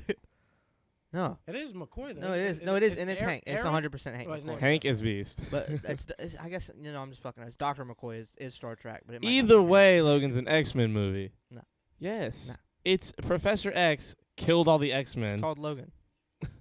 Oh my god! X-Men How First dare Class you. is called X-Men First Class. I didn't say X-Men First Class wasn't an X-Men movie. X2 is called X2. Where's the X in Logan? Logan X? Is it the 10th Logan movie? Is it our numeral, Chris? Using that argument, none of the movies are about Wolverine except for Logan. So how dare you try and make this ridiculous comparison? The only X-Men movie Sidestep the fuck out of that. God damn. that was me. Damn, just He fucked didn't me just up. sidestep. That was a God sidestep. damn I it. ripped your Return queen home. out. Yeah, I he ripped. countered. I took your queen off the board He and hit put me you with in a- check. He hit me with a Wobba Fett counter. Like, you know that shit that would never fucking land? punch the shit out of dude, him. he said, landed. "Wobble." Every time I use that shit, bro, they'd hit a protect and completely fuck up my Wobble. shit. No physical damage done to Wobbuffet. Fuck. Yeah, Logan's definitely an X-Men movie, man. Yeah. It's the And la- X2. It's like the last worthy X-Men movie, 100%, because Apocalypse comes out after that, right? You know, yeah, but low key, I rewatched Apocalypse. Fuck Apocalypse. I'm gonna keep it real, bro. I kind of liked it. I just rewatched it after having watched it when it came out and not liking it It's at got all. like 4 cool scenes in it. It's got like 4. It's got a little more than that. I'm telling you, some of the dialogue kind of hits hard. I rewatched, so I watched. You did not just say. Listen to me. dialogue from Listen to X-Men me. Apocalypse. Listen to me. You gotta watch the Cinema Wins dude do the everything great about it. Then give it some what he says. You gotta listen to what he says. You gotta go into it with kind of a new brain. I don't and like this. rewatch. I don't like Cinema Wins. You don't like Cinema Wins? No. Okay. I mean, okay. I mean, I get it. I mean, I like him, and I went back and rewatched it, and I kind of got it. I was like, you know what, low key, it's you know better. What? That reminds me, man. Dark Phoenix has the best female lead in history. There's never been a better female lead for a movie than in Dark Phoenix.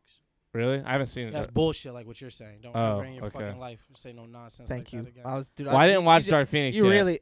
I just thought of like 13 different movies. I was like, bro, Aaron Brockovich, A- right off the rip, Beast, Aliens. Aliens, like $1 Million Baby. $1 $1 Million Baby, like so many. I was like, what are you talking about?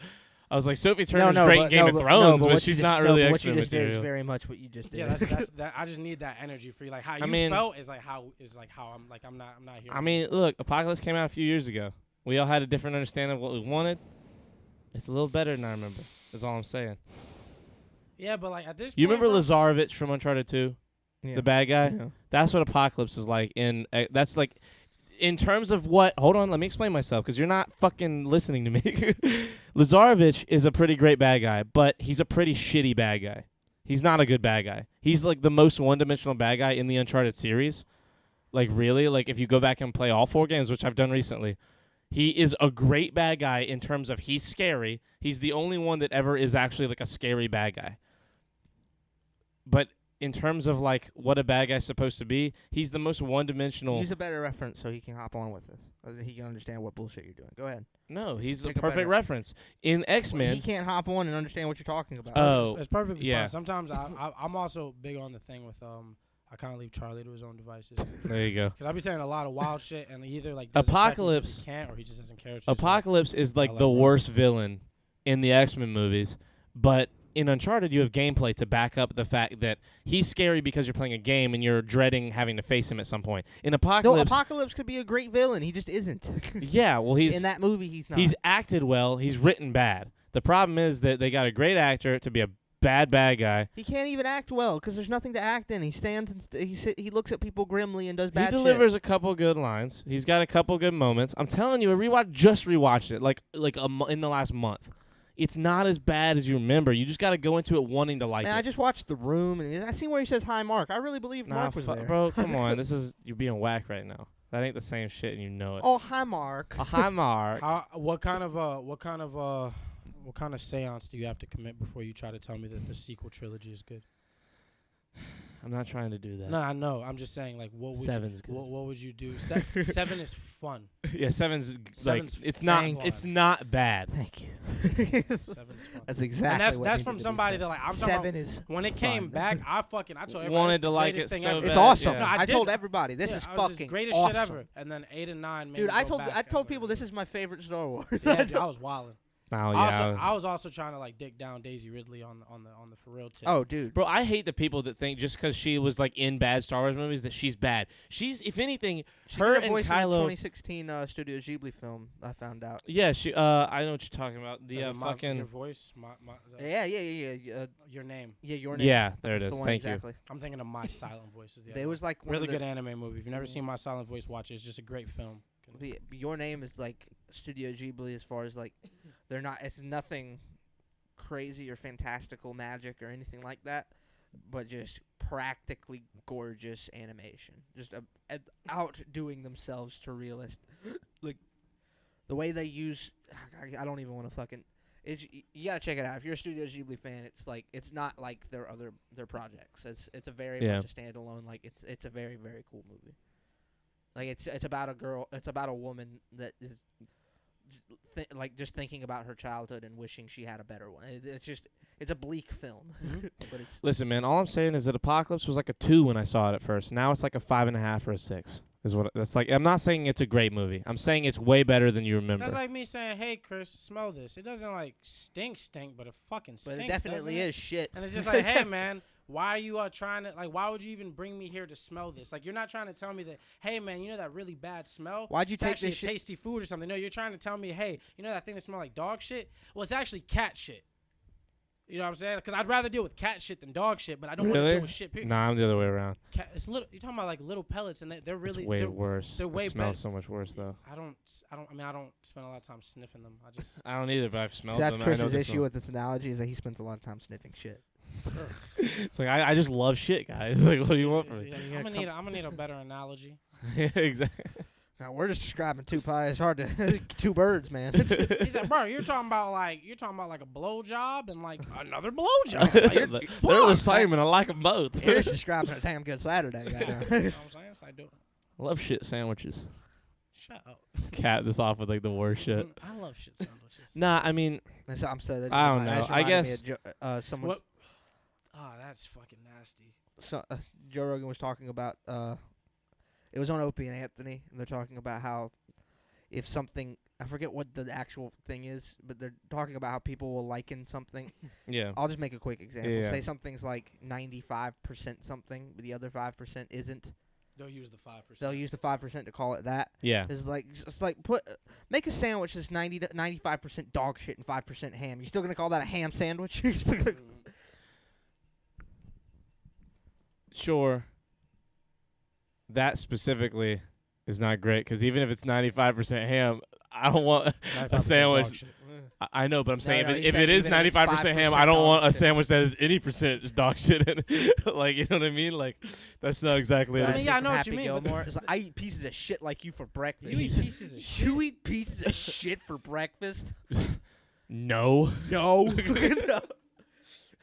Well, yeah, that's great for Happy Gilmore. Oh my God. You know that's Jaws. You know that's Jaws from the James Bond movies. Who? The actor has the nail in his head. Oh, yeah. That's Okay. Jaws. Yeah, it's Jaws from, like, yeah. It's like the most like visually represented, besides maybe like Blofeld, the bald guy with the cat, like the most like recognizable Bond villain of all time. He's It was- got big giant He was the gold guy. He was teeth. the big guy with the nail in his head in Happy Gilmore. It's just a whole. He's like Happy Gilmore's biggest fan. So I've watched like only 2 James Bond movies in my life, and both of them are like ones with Daniel Craig. But I used to Mhm. watch Quantum of Solace all the fucking time. It's great. I used to watch that shit like Amazing movie. nonstop. That movie, like, did not That hit was me his when I first- watched that it was his originally. first one, wasn't it? No, Casino Casino Royale. Royale. Yeah, And thank Quantum you, of thank you. Solace Then it was goes Quantum. into Skyfall. which And ends with Spectre, which Well, is still on the way. Are you? I didn't know. Are you a fan? no, of James Bond movies? Spectre's happened already. What's the the new last one, the though? new one is No Time to Die Yeah. There we go. My fault, with my fault. with Rami Malek playing. Spectre is when his boss gets murked finally, right? Yes. She No, does- that's Skyfall. That's Oh, damn, wow. yeah. As Bro, you can see, I Spectre- checked out at Quantum of So, Solace. so Bro, Spectre's Spectre the is one- mad forgettable. It's fucking low key boring. I liked it, but just because I love Christoph Waltz. And I Yeah, love- Christoph Waltz is and great, I'm but he already like familiar with the backstory. He was playing. So Ernst Blofeld is the guy who you always see. It's the guy that Dr. Evil is based on parody, in- is parodying. yeah. It's a bald guy that strokes a cat. He's the mastermind. He's the guy through all of the James Bond movies, and even in the case of the old ones, all of the prior movies are results of his actions. He's the guy that's always been pulling the strings. And yeah, Spectre, it is a touch forgettable. I liked it just because the performances are amazing. It's really, really good. But you are right in that it's the least memorable of them. Like the other ones have a lot of big shit that happened. well, in them. and they just kind of wrote Blofeld kind of weak. Like, yeah, no, he that was my wasn't- big problem. Like they brought Christoph Waltz, like this fucking No. powerhouse actor, No. and Christoph Waltz being the guy from Jenga, the German from Jenga. the guy No, that no, trains it. no, Yeah, no, no. and fucking. They If just, I look at you and say something, it's one because you're not a big movie guy. But even if I think you might know it, No, I'm for kind of sure. using you as for the audience that might not No, know that's it. fine. That's perfectly fine. it just sucks that because he really could have been the fucking shit. Oh, dude, when that trailer dropped, I almost shit my pants. Bro, I was so happy. I was like, this is gonna be amazing. I went into it and I was like, this kind of fucking sucks. Even though the explosion, it doesn't fucking suck. It's just it not sucks compared to how great what the it other should have 3 been. are. It Yeah, sucks compared to how good it should have been. exactly. You know the explosion at the end is the biggest movie explosion ever filmed. I didn't know that. That's It's, really cool. it's though. the biggest practical explosion ever That's made pretty crazy. in film. It's like fucking they blew up a fucking little town in a desert. Like they built that building, those places to blow it up, and it was like this ridiculous, incredible scene. Hell yeah. And then he just walks away from it because he's Daniel Craig and he's a goddamn motherfucking You know, I legend. thought- Change the definition to mean it only applies to women. Yeah, sexism. You can only be sexist towards a woman.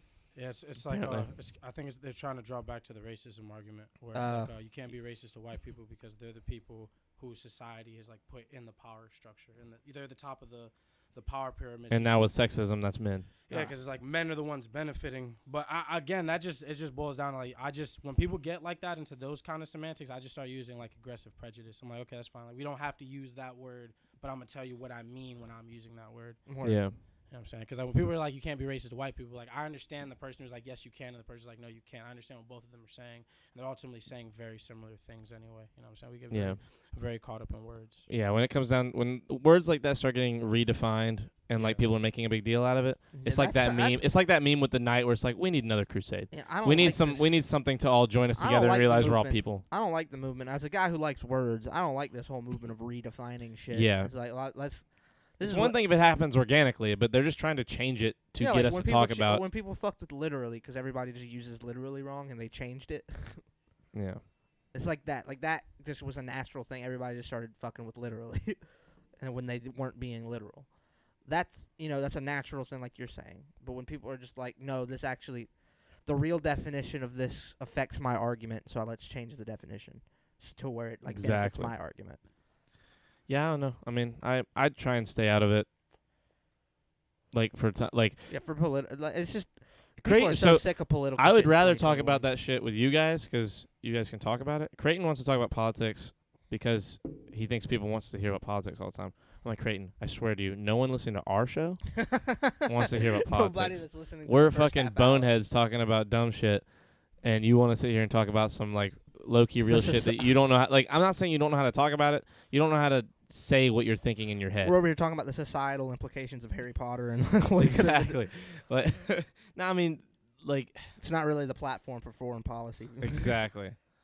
But like, I mean, shit like this, like shit, yeah, like yeah. like social things that are issues. Like, Creighton is not the one to be having that conversation. No.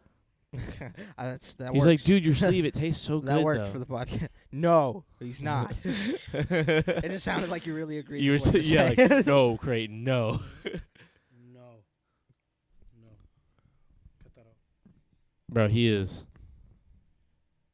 like fucking. He's so cute, dude. Nah, he is. I love this dog. He's perfect. So what's this crazy funky journal on the table here, Alim? Oh my fucking God. Katone. Like, I'm low key curious, but I almost don't want to submit because of how like annoying it is to you about him. Katone gets me this journal, writes a super fucking heartfelt message in the front of it. He says, "Hey man, you're gonna write the fucking defining soundtrack to people's story. Shut the fuck up, don't interrupt me." And with that being said, it's a very important notebook. He's basically like, "Hey man, I believe in your talent. I believe in your craft. I'm giving you a medium to which you can manifest it through." He wants to make the story a lot more big and inflated. I'm gonna cut it for what it is. It's a very meaningful gift from somebody I care about.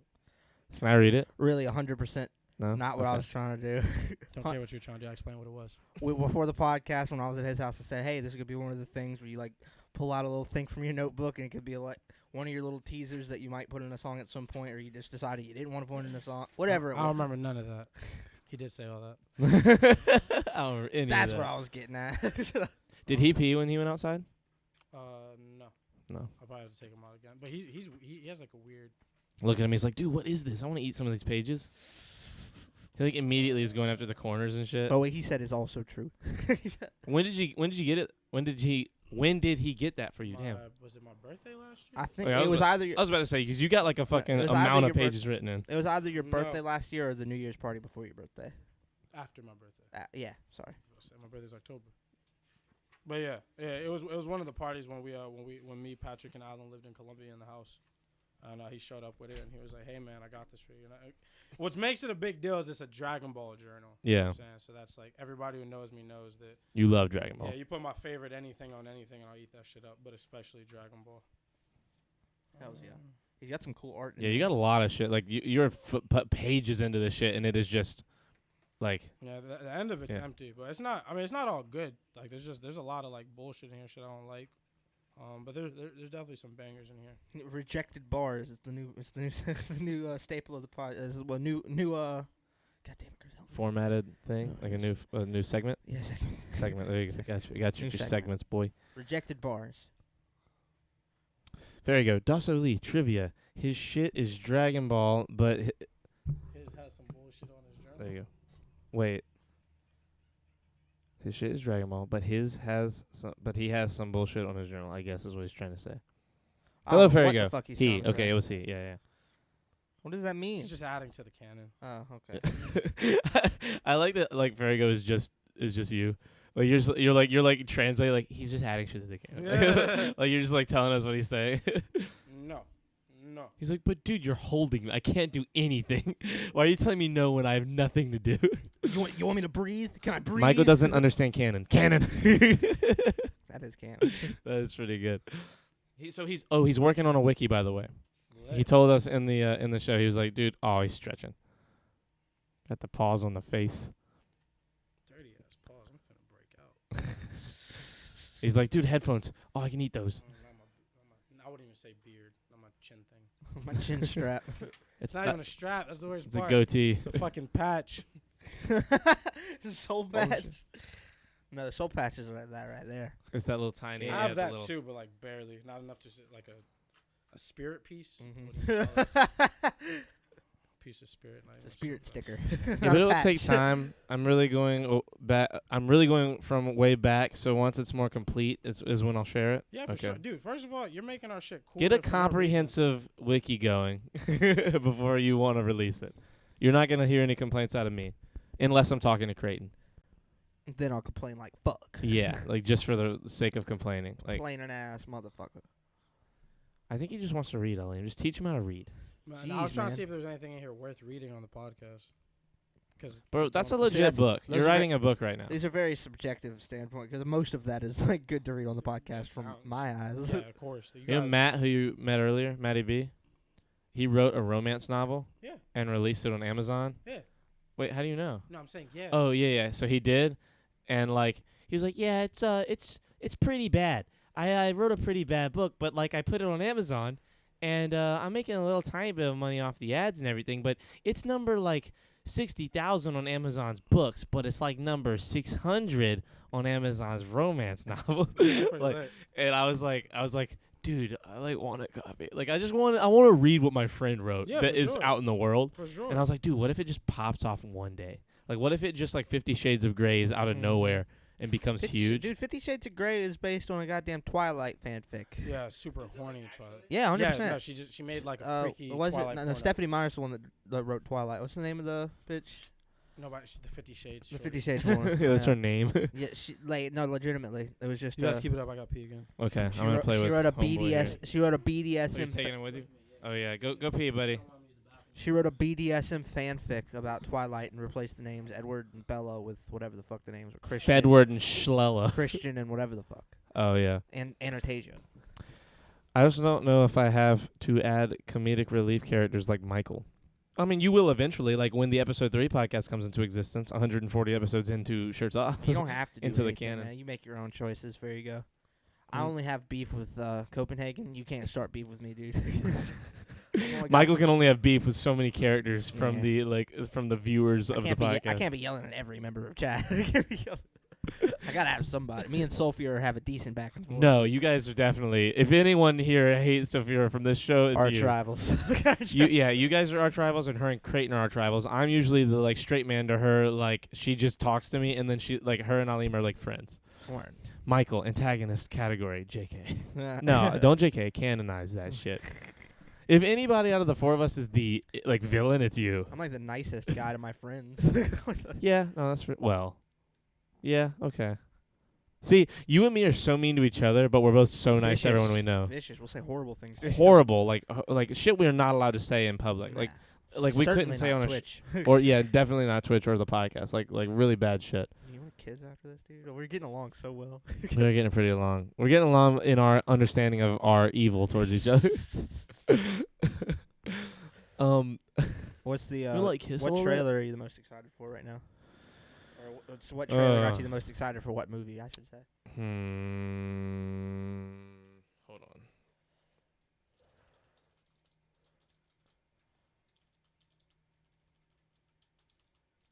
Do that, and then do this. Hold on, let me go to Well, it. we've got here is a lot of So them. that Nick Cage one was pretty funny with that, Yeah. the Wonderful World of Willie or whatever the fuck it's called. It's not the ones you already talked about. More Rule 34 fan art, shipping Charlie and Michael. God damn it. Send them Hey. to boy ever, what? r/boy love. Boyverse canon at gmail.com. Let's see. Are there any good trailers that I'm excited for? Like, there's not, Boyverse, that's cool. right? The Yeah, Boyverse. he came up with that with in the last shirts I off. like that. Just a bunch of cool boys, dude. Yeah, the Boyverse is actually kind Oh, of cool. Bliss. Bliss got me excited. What's that? It's Owen Wilson and I Salma haven't seen a Hayek. good Owen Wilson anything in a while, dude. He's gonna be in the Loki show. Is He's he? like a main character or I say the main character. He's like a character in the beginning at least. Word. But What is this? Bliss is he's in. So it's gonna be one of those like mindfuck movies. He is a character in a simulation that Salma Hayek, a scientist, is running, and she pulls him out and explains to him that like Pulls him out. of the simulation that she put him in, explaining that to understand happiness, you have to have negativity, and the world he was in was kind of shitty, but he still loved his daughter and his family in that world and wanted to go back to see them. And he starts going in and out of both, not understanding which one's real or not, and starts getting told, like, he starts to think, by the trailer, you assume he's thinking, is the real world the good one or the dark one that I love this person in? And he also loves Salma Hayek. So now it's like, do I love this world where everything's great, but by definition, nothing will be? Kind of like in The Incredibles when everyone's incredible, no one is, like Yeah. that kind of scenario. Or do I want to go back to this kind of boring life made where a I failed- really love the great thing about They made that a life? failed TV show like that. Where Which one? a guy would, I don't remember what it was called, but the guy would wake up every time in a different reality. He didn't know which one was real, and like the scene for all the commercials was he's sitting in like a psychiatrist's office, and they're looking at him saying, "Well, I can assure you that this is very real. What's happening right now?" He says, "Yeah, but that's what the other two said." And and it's Oh, like I a remember quick that cut. trailer. Yeah, I remember that. it's a quick cut to the other two doctors. Yeah. And it Um, looked like it could be cool, but Kind of sounds like the Truman Show. Sorta, but the Truman Show is like a Nah. real situation going on, not a simulation. Like Yeah. it is a simulation technically, but not like by one that you're. technical definition. Yeah, but you're not like pulling him in and out of like a reality. Yeah. Like he is just having everything. He's being lied to. That's a little different. Truman Show's wild because Truman Show's had like entire college courses dedicated to it. Yeah. Cherry, I'm excited for with Tom Holland. There's another Tom Holland movie with Daisy Ridley that I'm excited for that I can't remember. That's an interesting combo. Zendaya has a movie called Malcolm and Marie with John David Washington that looks incredible. It's just the two of them too in a Yeah. black and white movie about their relationship. And it is like the trailer, like just the like little like relationship, like pins, like put a pin in this idea of what a relationship is. They have like 5 or 6 on the trailer alone where you're like, fuck, that is some existential shit.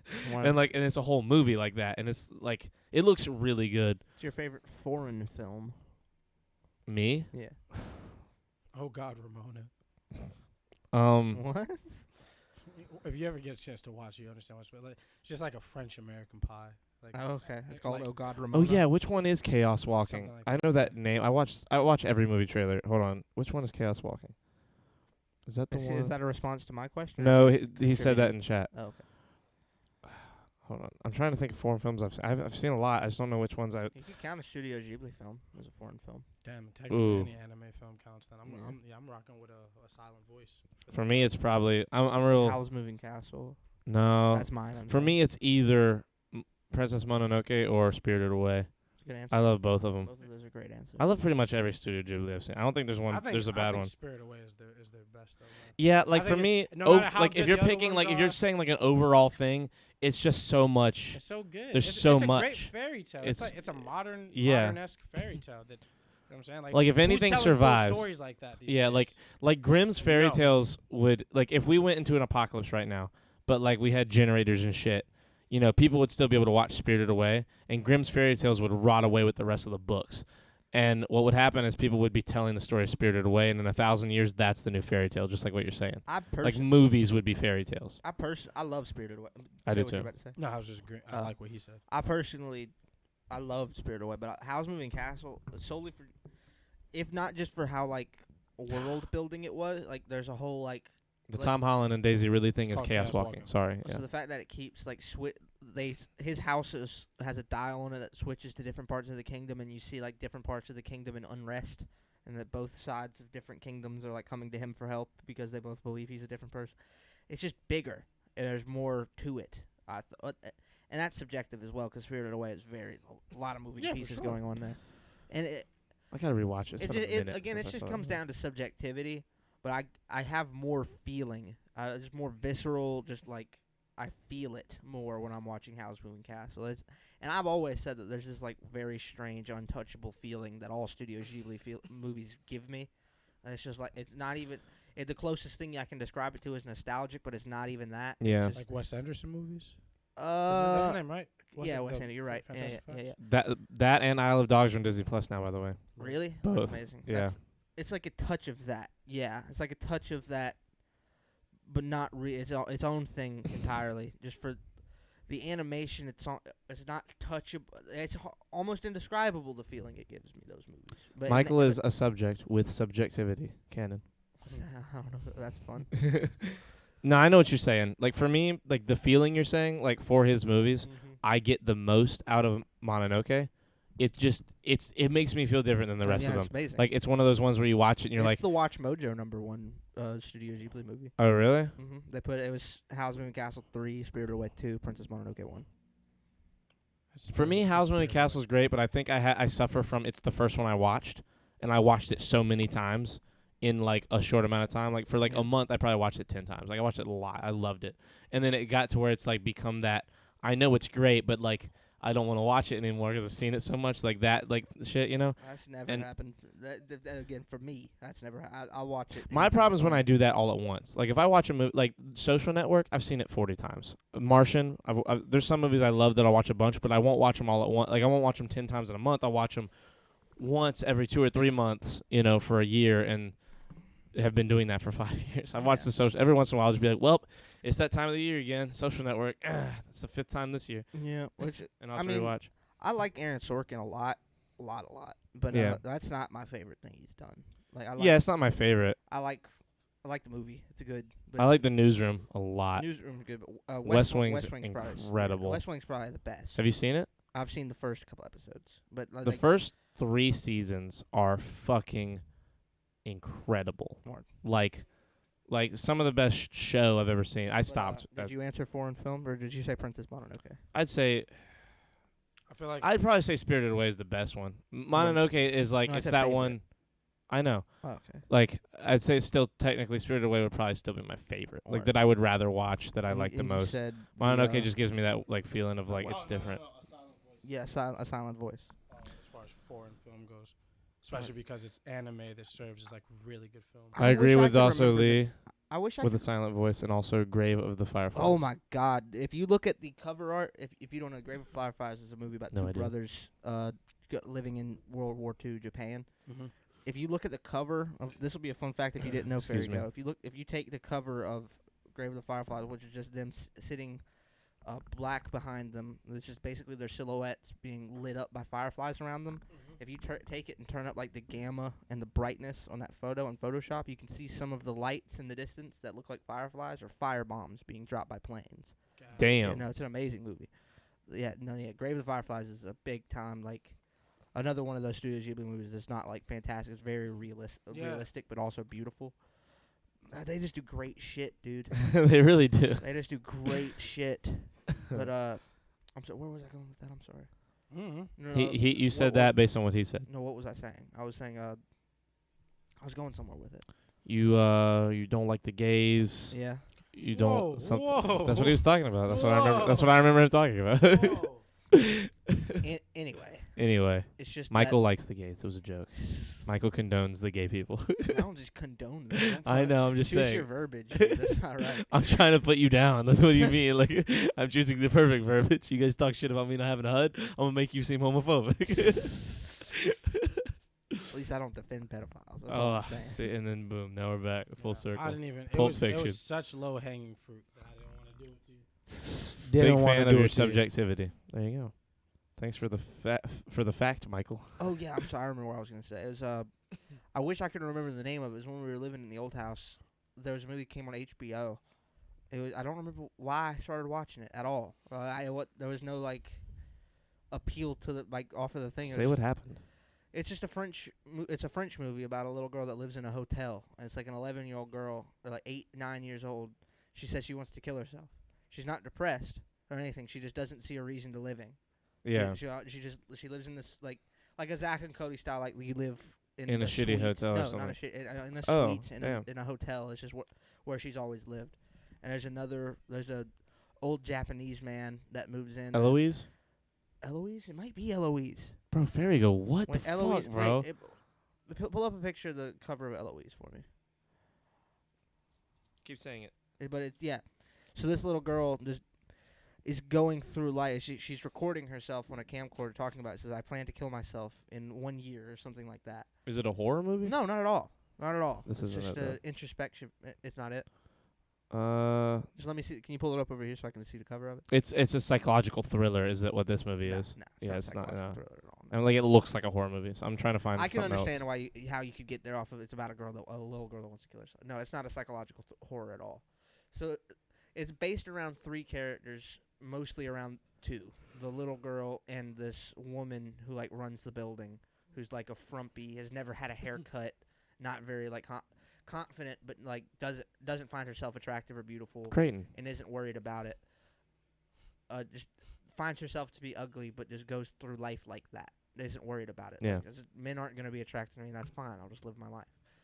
And she meets this Japanese man who's like a fan of the same stuff. Goes on. It's just a really like so many things happen in it. You're like watching the movie, going like, what is this movie about really? And by the end of it, you still don't really know, but you have this feeling that you get it. You know what I mean? Like it all kind of ties together. The little girl wraps it up by saying, "What's cool about those foreign movies? Why I brought it up in the beginning is because it's it's such a different viewing experience. Because every other movie in your native tongue, is you can watch it passively, and so when you don't understand, when you can't just like turn your eyes from the screen, do something else over here, and keep following the story, you literally just have to be reading every word. And while you're doing that, pay attention to the expression they're doing. Then you're paying attention to the even more so sometimes than you would in a native tongue Yeah, movie. because you can look away and still listen. Because you're paying more attention to you're reading the words that you're saying, but you're I paying started- more attention to the emphasis that they're putting on these words, and you start to get more into what they're saying and how they're saying. It's just really, it's something I didn't get into until I saw that movie. I never considered the Spirited Away in those because they were all dubs. You know what I'm I saying? started putting subtitles on movies, even in English, just to like have that thing that pulls me to the screen a little harder. Yeah. Like it's almost like a magnet. Like where like if I could wander, I'm like, oh well, better catch that word real quick. It's like why I started watching subbed animes rather than dubbed. Because you hang on more. You You're hang like on- you're you're there. wa- you're You're watching more it. like you're more You're more ingrained in the viewing experience. immersed. Immersed. You're more that is also immersed. the word I was looking for. Why'd you point at me? I didn't say shit. You said you said say immersed a lot. You You use the say word immerse a bunch. And I Immersion, was like- immersion, I was trying to remember. other additives. I started learning English and French that way by movies, so I empathize with that. Mm. That's pretty dank. I just love movies. I love media. I love all forms of it. I listen to podcasts, music, comedy. All of it. And there are people that say that they don't like TV or they don't watch shit. I was like, I get it. But why? Why not? There's so much cool shit. Whenever I get like, I'm not like afraid of death or anything. Like that's like a thing I've come But to when grips you get with. all existential. When I get existential, and I think about like what's like I constantly am going through like what is the point in my head, like that kind of those things. And the one I come to the most, where I'm like why not, would be like, let's just say there's no heaven, there's no religion is real, there's nothing, like literally nothing. Like if there is nothing, what is the point of continuing? Like what is the point of trying to have longevity and be alive for a long time? Like for me, it's movies and TV are almost the reason. Like telling stories and learning, like hearing new shit, like getting the biggest, having the biggest, best catalog of information to pull from one day. You know, being 400 years old, sitting on Mars, telling the kids who were born there what it was like being born on Earth, and being like living there for the first 150 years of your life, and then going out into space, and you know, like the idea that is the potential that we all have right now. Like us, like people who are under like 45 right now, have a decent chance of living past like 150 and still being like moving around and shit, and like walking, running, doing things. Like, With because stem of the cells, shit that we can- longevity With experts stem cells, you can take motherfuckers in walkers and wheelchairs, make work 'em- and make them walk and fuck again. like do things, not just like get like pick shit up, do work, like be able to Not just be alive. But yeah live. live for real. Yeah, and that's just right now with stem cells. Like they're like with longevity in general, like the shit that they're working on right now, like motherfuckers gonna be able to. Did you see live. that episode of Joe Rogan, by the way? There's a lot of episodes. Mel Gibson goes on Joe Rogan's podcast for like an hour, and the only reason he's there is to talk about stem cells. And he doesn't even do it. He brings a doctor, and Mel Gibson's just Yeah. there clicking a pin. Like, it's literally like the most cock teased episode Because he's talking about his because everyone was like, "Oh shit, it's gonna be Mel Gibson." he's talking about his 96-year-old Father. dad who's like knocking on dead's door, can barely see, can't stand for like 10 years, gets a full like round of these stem cell shots. His vision clears up. He can fuck again. He can walk again. 100 years old. Yeah, doing this shit. essentially 100 years old, and he has like the vitality of a 45-year-old man again From stem cells? from Stem cells. Makes sense. Yeah, it's That's crazy. nuts. It's And crazy. David Sinclair. And that's just from the South American and like Yeah. in the Eastern European, what they're doing, that kind of shit, where it's like super not FDA cleared in America. Like they're like it's like vampirism almost. Like they're taking young blood and putting it into people. It's literally kind of what they're doing. Like, No, like a bunch of NBA like superstars will do that because that's not elite. It's not steroids. It's not like yeah, chemicals. it's healing you. Yeah, they'll literally just go and get around like young blood.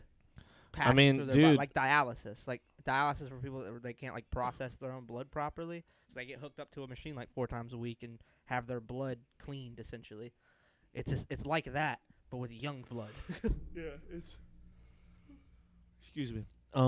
Fucking David Sinclair, just on all the other, like, he's not focused on, like, stem cells are great and all, but at a certain point you want something that you don't have to go and get done to you all the time to stay alive. You know what I mean? You want to be able to just live your life with, whether it's taking vitamins at home, working out, doing all that. And David Sinclair's focused on all that, like the amalgamation of all these things out in nature that you can use. The guy's like 53. He looks like our age. Like, he looks like he's like 28, 29 at the worst. Like, he looks very good for a 53. He has a dog who's like 20, who still fucking runs up and down stairs, like doing shit. He's like just experimenting on his dog all the time, like giving his dog all this like longevity shit, like giving him vitamins Did and you all see that the stuff. dude on the podcast that shot his dick with stem cells? No, It was hilarious. what is He it said awesome? He said it looked What- like someone broke my dick for 2 weeks. He said it was black and blue and just a horrified. I was horrified. He said I thought I fucked myself bad. He said, and then after that, and Joe Rogan just kind of looked at him. He was like, "What? What?" Like, it was bigger. He says like an inch probably. He said it's like more sensitive. It's better all around. just a better. I have a Just better dick I have now. a better dick Nigga now. powered his dick. We got dick boosters. Hey, we have dick boosters in 2020, dude. 2021.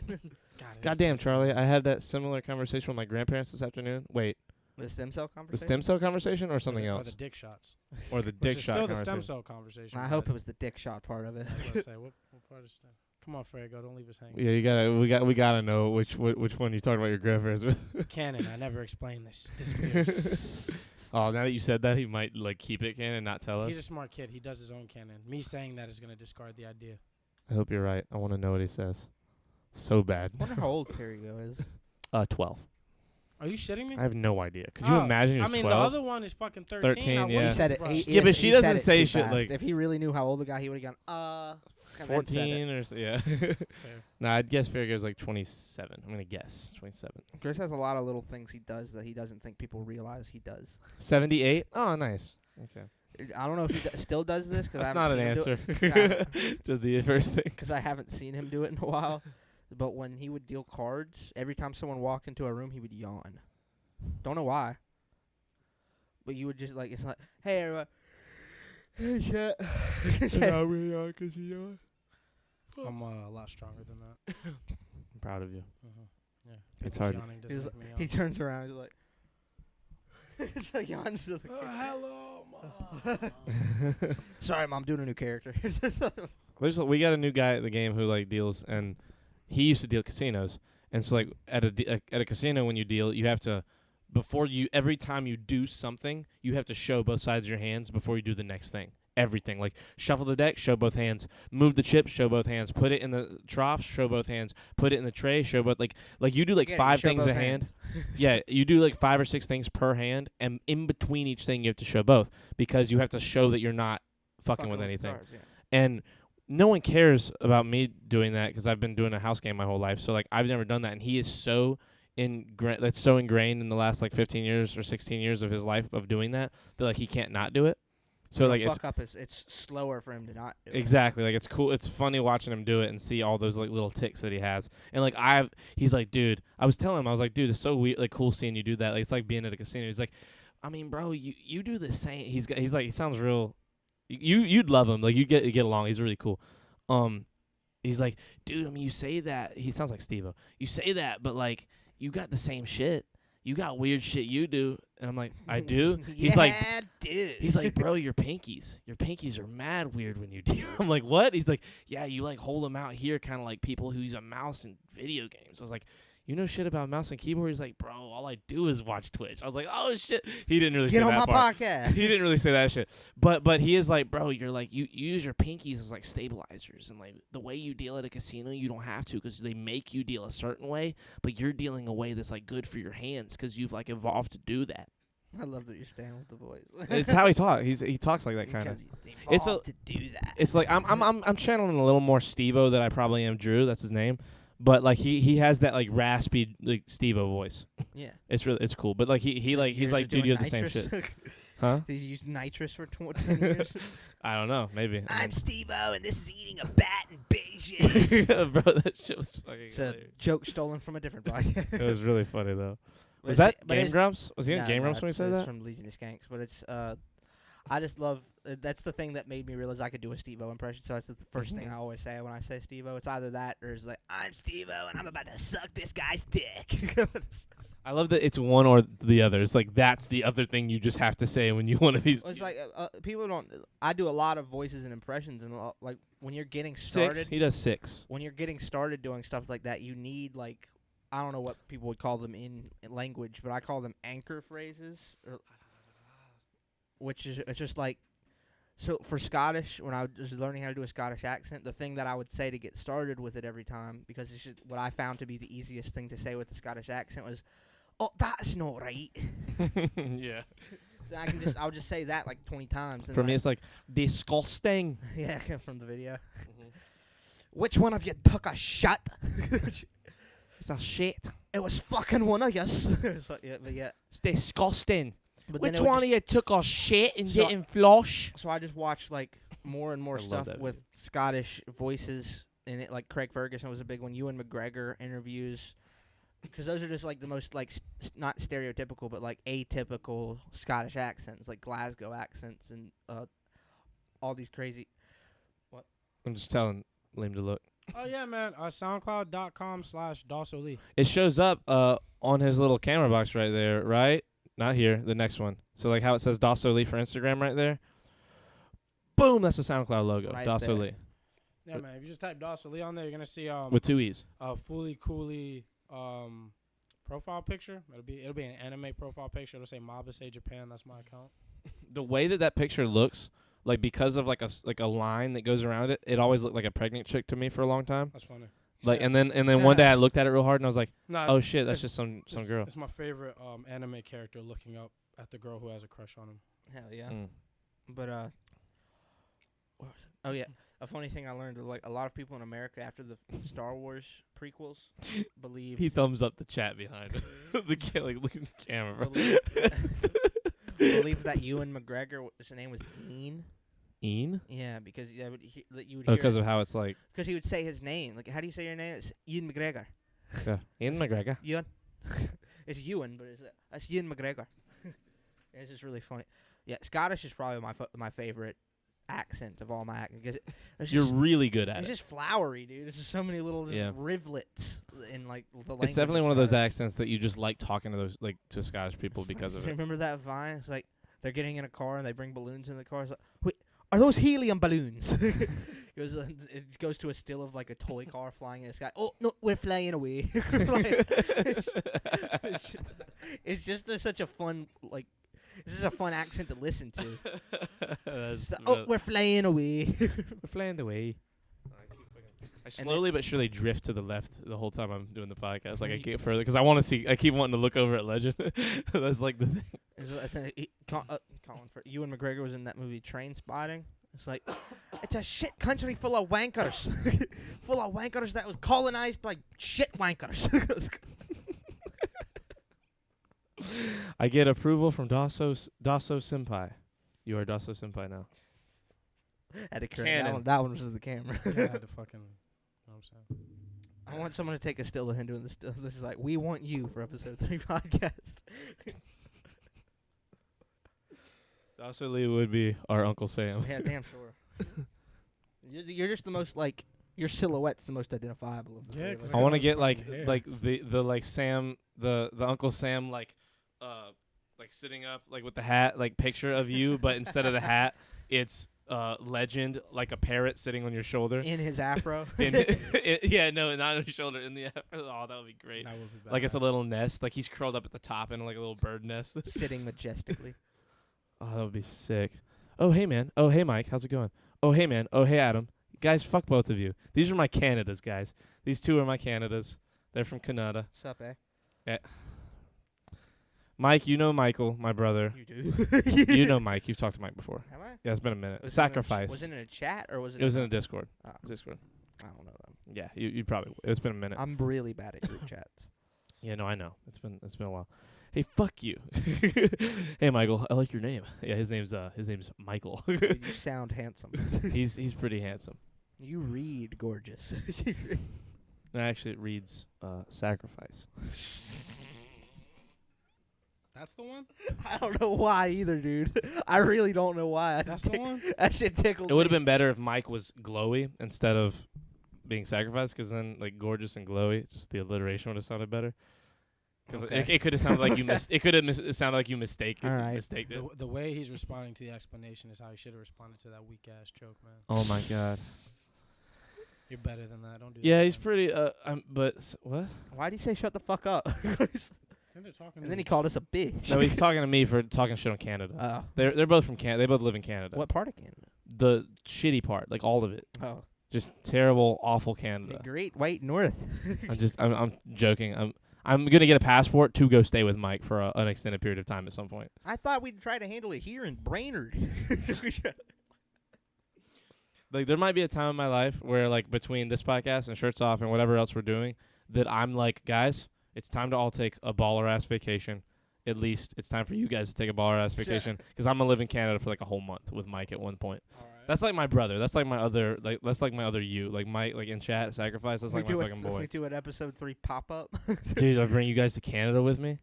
We do a Okay, cool. podcast with Mike in Canada. All right, all our Canadian episode 3 heads. We're coming. Stop. No, I'm not gorgeous. Wait a second. Don't mess with We're doing Canada. a live show in Canucks. This country has been nice-ish to me. It's Are Canadian you in comedy. Canada, Fairy Go? Yeah, I'm stealing him, Michael. Sorry, bro.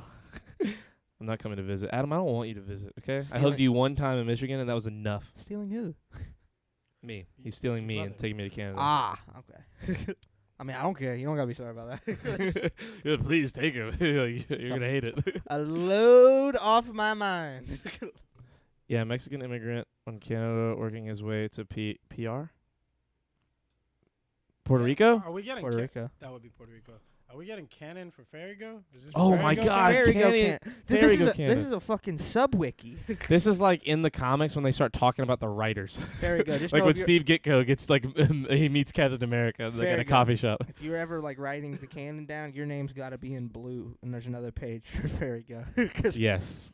I'll be spending my time drop kicking Charlie in the neck. Yeah, no, that checks out. Permanent permanent you know residency. that Steve Ditko is the second most powerful character in Marvel. Of course, I think it's Puerto Rico. I mean, like when Well, he what says did it, he like say? he said it Oh, on his permanent way residency. to, so it sounds like a place Oh, you're a doctor, or you're trying to be a doctor, or a dentist. or like the place he's gonna live forever. Like he's an immigrant. For residency, fine. What does PR mean, doctor, for you? How do Like you? you finish your residency. You finish your residency at a hospital to decide whether or not you're going to stay there or go somewhere else for your permanent residency, like where you'll continue to work forever. Oh, Yeah. cool. Not like forever, but like forever in terms of most doctors when they pick a spot, they kind of stay there. Yeah, Yeah. makes Because sense. like you can have a lot of return people, and you need to be able to be like referred to on unless file. you get like crazy notoriety for being the best at something. Or And then one you of go the to like best. fucking. You go to big cities. Yeah. Oh, and then you go somewhere in Asia and get your soul pressed out of your back. Yeah. Is that a Cold Souls What? reference? What's that a reference to? It sounds like a cold. Doctor Strange. Oh, okay.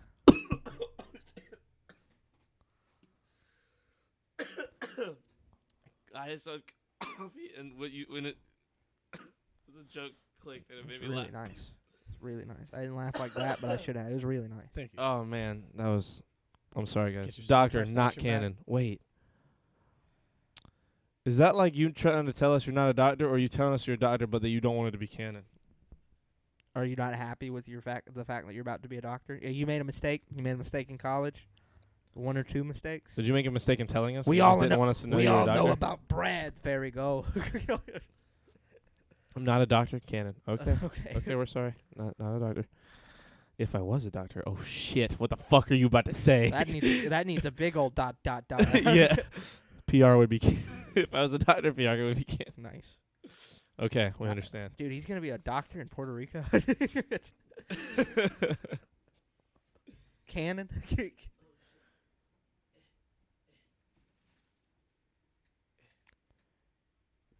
That was way over here. He loves that tennis ball. Oh, he does.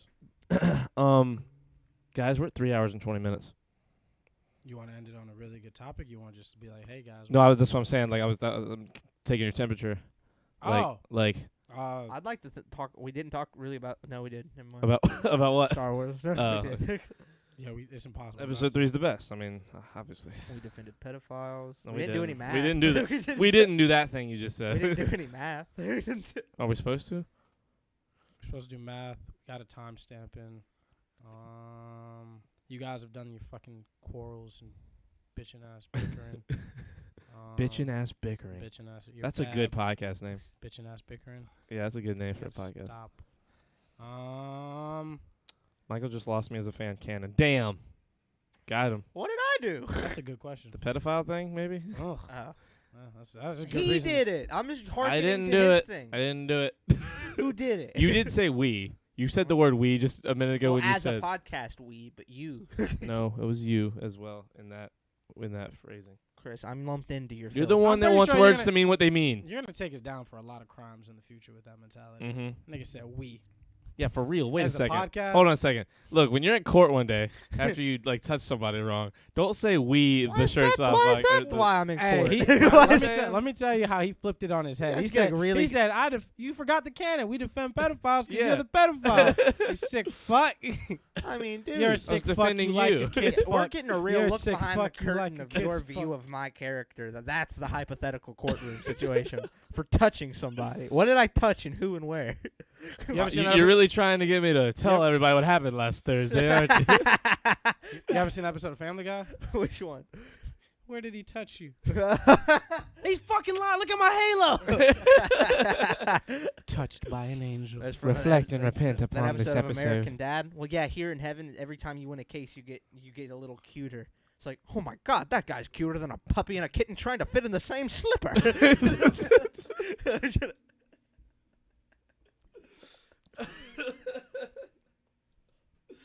God damn it. It's like, huh, a gun? That's not gonna work in heaven. He grabs a gun off the bailiff. A heaven gun. Why do we even have those?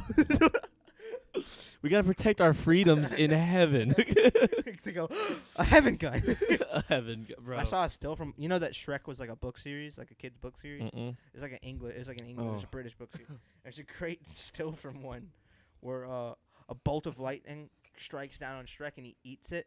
And he says, "Everything is my diet." Oh The my cloud- God. And the cloud says, "You've eaten what I've made. You've eaten my food." Says like, "You better tip 20%." And then Shrek says, "I got your 20%." And then Shrek reached into his bag and pulled out his gun that killed clouds. Is that really part of the That's the book? line. What? I That's can a book? Basically on my phone. That's amazing. Or I'll show you the picture. I've got the picture saved. Remember the American Dad episode where they're like trying to sneak out of like Vietnam or something, and the guy is like all the guards are women for whatever reason at this camp that they're at, and his buddy is like this super hot CIA agent. And he's like telling the story. He's like, yeah, and then Brad just went in there and he porked his way out of Vietnam, and it like cuts back, and like they make the first original guard chick like their friend, and she's like helping them bust out, and he's like, they meet another chick, and she's like, I'm not letting you go anywhere, and then he's like, and she's like. And then they like go into the room, and it's just Stan and the original chick sitting there, and she just starts like going like her hand. She's like got her hand. She's like, and he's like, go ahead and join them, and like she goes in there, and then it like just cuts to like a day later. There's like 10 women following them, and they're like, and that's how we porked our way. And then Brad's like, me. And that's how Brad porked our way out of Vietnam. It's like so that funny. It's that old clip. It's like, I fucked myself into this situation. I'm gonna fuck myself out of it. It's like in How I Met Your Mother. You did it, Marshall. You banged your wife to sleep because they were having an argument. Yeah. And in their relationship, when they have arguments, they fucking have them. Like, because they never do. So when they do, it's like fucking nuts. It's one of the like show end episode, like one of the last love How I episodes. Met Your Mother Dude, that so show's so good. People don't like the last season for Did we whatever have reason. a conversation? You liked that show, didn't you? When I was growing up, we didn't have cable. We had TBS as one of the basic channels, and How I Met Your Mother would come on regularly. That's Hell how yeah. I got into it, Word. because I didn't have cable. I remember me and Michael, like when we watched the Codename finale live. Swirly. We watched the finale live and fucking hated I it. didn't hate it. You didn't hate the finale? We were very upset. I was like, that is not what I expected. I didn't hate it. I would have rather him just end up with the mother. But Yeah. I Did didn't we watch the? egregiously hate it. Did you and me both watch The the? alternative ending? Yeah, the alternate ending. Yeah. Have you ever seen the alternate ending for How I Met Your Mother? Okay, well, we'll have to grab that when we wrap this up. Which we should wrap this up. We didn't choose a final topic. I mean, okay. Do you want to have a specific final topic for the episode? Michael's memory loss, sub-trauma continues. What? I thought you said. I was about to read what he said, but you read it faster. So I'm sorry. You don't. There's a lot of things to fucking say sorry for on this podcast. That's not one of them. Let's end it with a good old who would win. Okay. You know what? That's a good. That could be a good show stopper for all the episodes. There you go. You got a good who would win. The hell? No, not Fairy Go. We can't wait on chat to do these forever. No. I'm thinking of one while I'm waiting on his. I'm trying to think of a good one. We should all think of a good one. My old one is always Darth Vader versus Jesus Christ. You or Daniel Radcliffe? Oh, Michael. Do you think? Yeah. They're the same I size. think I take Daniel, dude. Yeah, but Radcliffe. Yeah, but he's ripped. He doesn't have. He's Hollywood ripped. He's skinny on- Wolverine he's ripped. Skinny on a hollow. He should be Wolverine. I was about to say a Halloween. Daniel Radcliffe should play Wolverine. No. No? Nah, his No. face is like just no. No. He doesn't have They'll a face change for it. Big They'll no. change his face. Nah, you Big need no. somebody a little bit more rugged. Yeah, big. I'd put That fucking, could be the final. I'd put Michael as Wolverine before I cast a Radcliffe. Honestly. Look how happy. Let's do that. Who Let's could Radcliffe be in the MCU? let's recast. That's a good question. Let's recast X United. Let's recast it with 2021 You mean Last stars. Stand? Last Stand. Thank you. Yeah. Let's recast Last Stand with 2021 pop like big stars. Intensifies. Let's see. Who do you cast as Wolverine in 2021? I think John Krasinski's up there. I think He's just so fucking tall. I feel like we Well, should so go is back Hugh to. Hugh Jackman's Yes, 6'7". but I know Well, yeah, but he's that's- not The 6'7". idea is He's like 6'4". Yeah, but I'm saying we should go try and like pull it back to the roots and make it a short, like a Danny, you dude. Danny DeVito. Not that short. I'd He's count. 4'9". He's perfect penguin. Perfect Yes, casting choice. for literally. Penguin. It's almost That's like he what I played said. him or something. That's what I said. You fucking. No, I was saying. I was just Oh, okay. commenting on that. I thought you were saying he would be perfect. No, he was. Okay, yeah. And weirdly did really good. Like a Yeah. good acting In a job. not great movie. Yeah. Like Loki, all the villains in that movie were great. Which one? Batman Forever. Forever? Was that Forever? Yeah. Yeah. Is that Arnold was good at the It's the one Iceman. with Mr. Freeze, Poison Ivy, and the that's Riddler. not the one with the nipple suit, is it? No, that's the one before, right before. Yeah. This is the one that sucks ass. Yeah, right? that's Batman and Robin. First time I Yeah, watched that- the trailer of Harry Potter 1 through the trauma was about through the trauma was about Hagrid kidnapping kids and they trying to escape from his cabin. Oh. Yeah. I get that. Yeah, no, I could see that for sure. You're a wizard, Harry. I'm not letting you go, Harry. You're mine now. I loved how they cast. I think James McAvoy was an amazing young Professor Yeah, X. dude, that's like the best. Him and Michael Fassbender as Magneto are like two of the best castings of all time. We can leave them alone. They've marked their territory. Those two, because they're both Just still as- popular. if not stronger than Patrick Stewart and Ian McKellen. Nah. It's like pretty like those four like They're- both hold they their do- spots. They do their own thing, but Patrick Stewart's a way better Xavier, and Ian McKellen is a perfect Magneto, an absolutely perfect one. What's his real name in it's Eric. Eric Stoltz, not Eric Stoltz. That's the guy from Mask. That's the guy with the big face from Mask. Eric. I think he has a Jewish last Oh, name. Yeah, Eric yeah. Andre. It's Eric Andre. And that was episode 7 That of was the episode Episode 3 7 podcast, everybody. You have a podcast, everybody. Michael's a good Wolverine. Daniel Radcliffe is not. Alim's a good Nightcrawler. Chris is What? Chris is a good Cyclops. You know, I'll take it. I could. How the fuck did I get Nightcrawler? You don't like I don't Nightcrawler? know. That was a That's not that I compliment. don't like him. It's just- I feel like you'd be better at. There's You'd be one, better as the ice guy. There's What's one the ice colored guy's name? person in this room, and the one guy known for walking around as a fucking freak of deformity with dark skin. Yeah, it's kind of fucked up actually. Beast. One of the two Mystique. guys, one of the three people. The one guy, one of the two guys, one of the three humans. Speaking of 3, this was episode 7 of the Episode 3 podcast. You guys have a good night, Y'all have a man. good Have one. a good We'll see night, you next guys. time. And thank you guys for bearing with us while we still episode figure out how to fucking Oh, tighten this shit Dasso, up. before everything is said and done, hope you're having a nice day, and if not, hopefully tomorrow is better. Fairy Fairy Go. Go, we love you, man. Yeah, Thank you love for you, the man. kind words. You might not like me very much, but Fairy Go, God damn, I love you. We'll catch you guys whatever the next day is. I think Saturdays are a good staple day, at least to try and Yeah, get for one sure. every At week. least 'Cause these are like- Saturday and then one throughout the week. At least one throughout the week Yeah. at some point. Okay, we love you guys. We'll see you next time. And, we'll see you next time. Goodbye.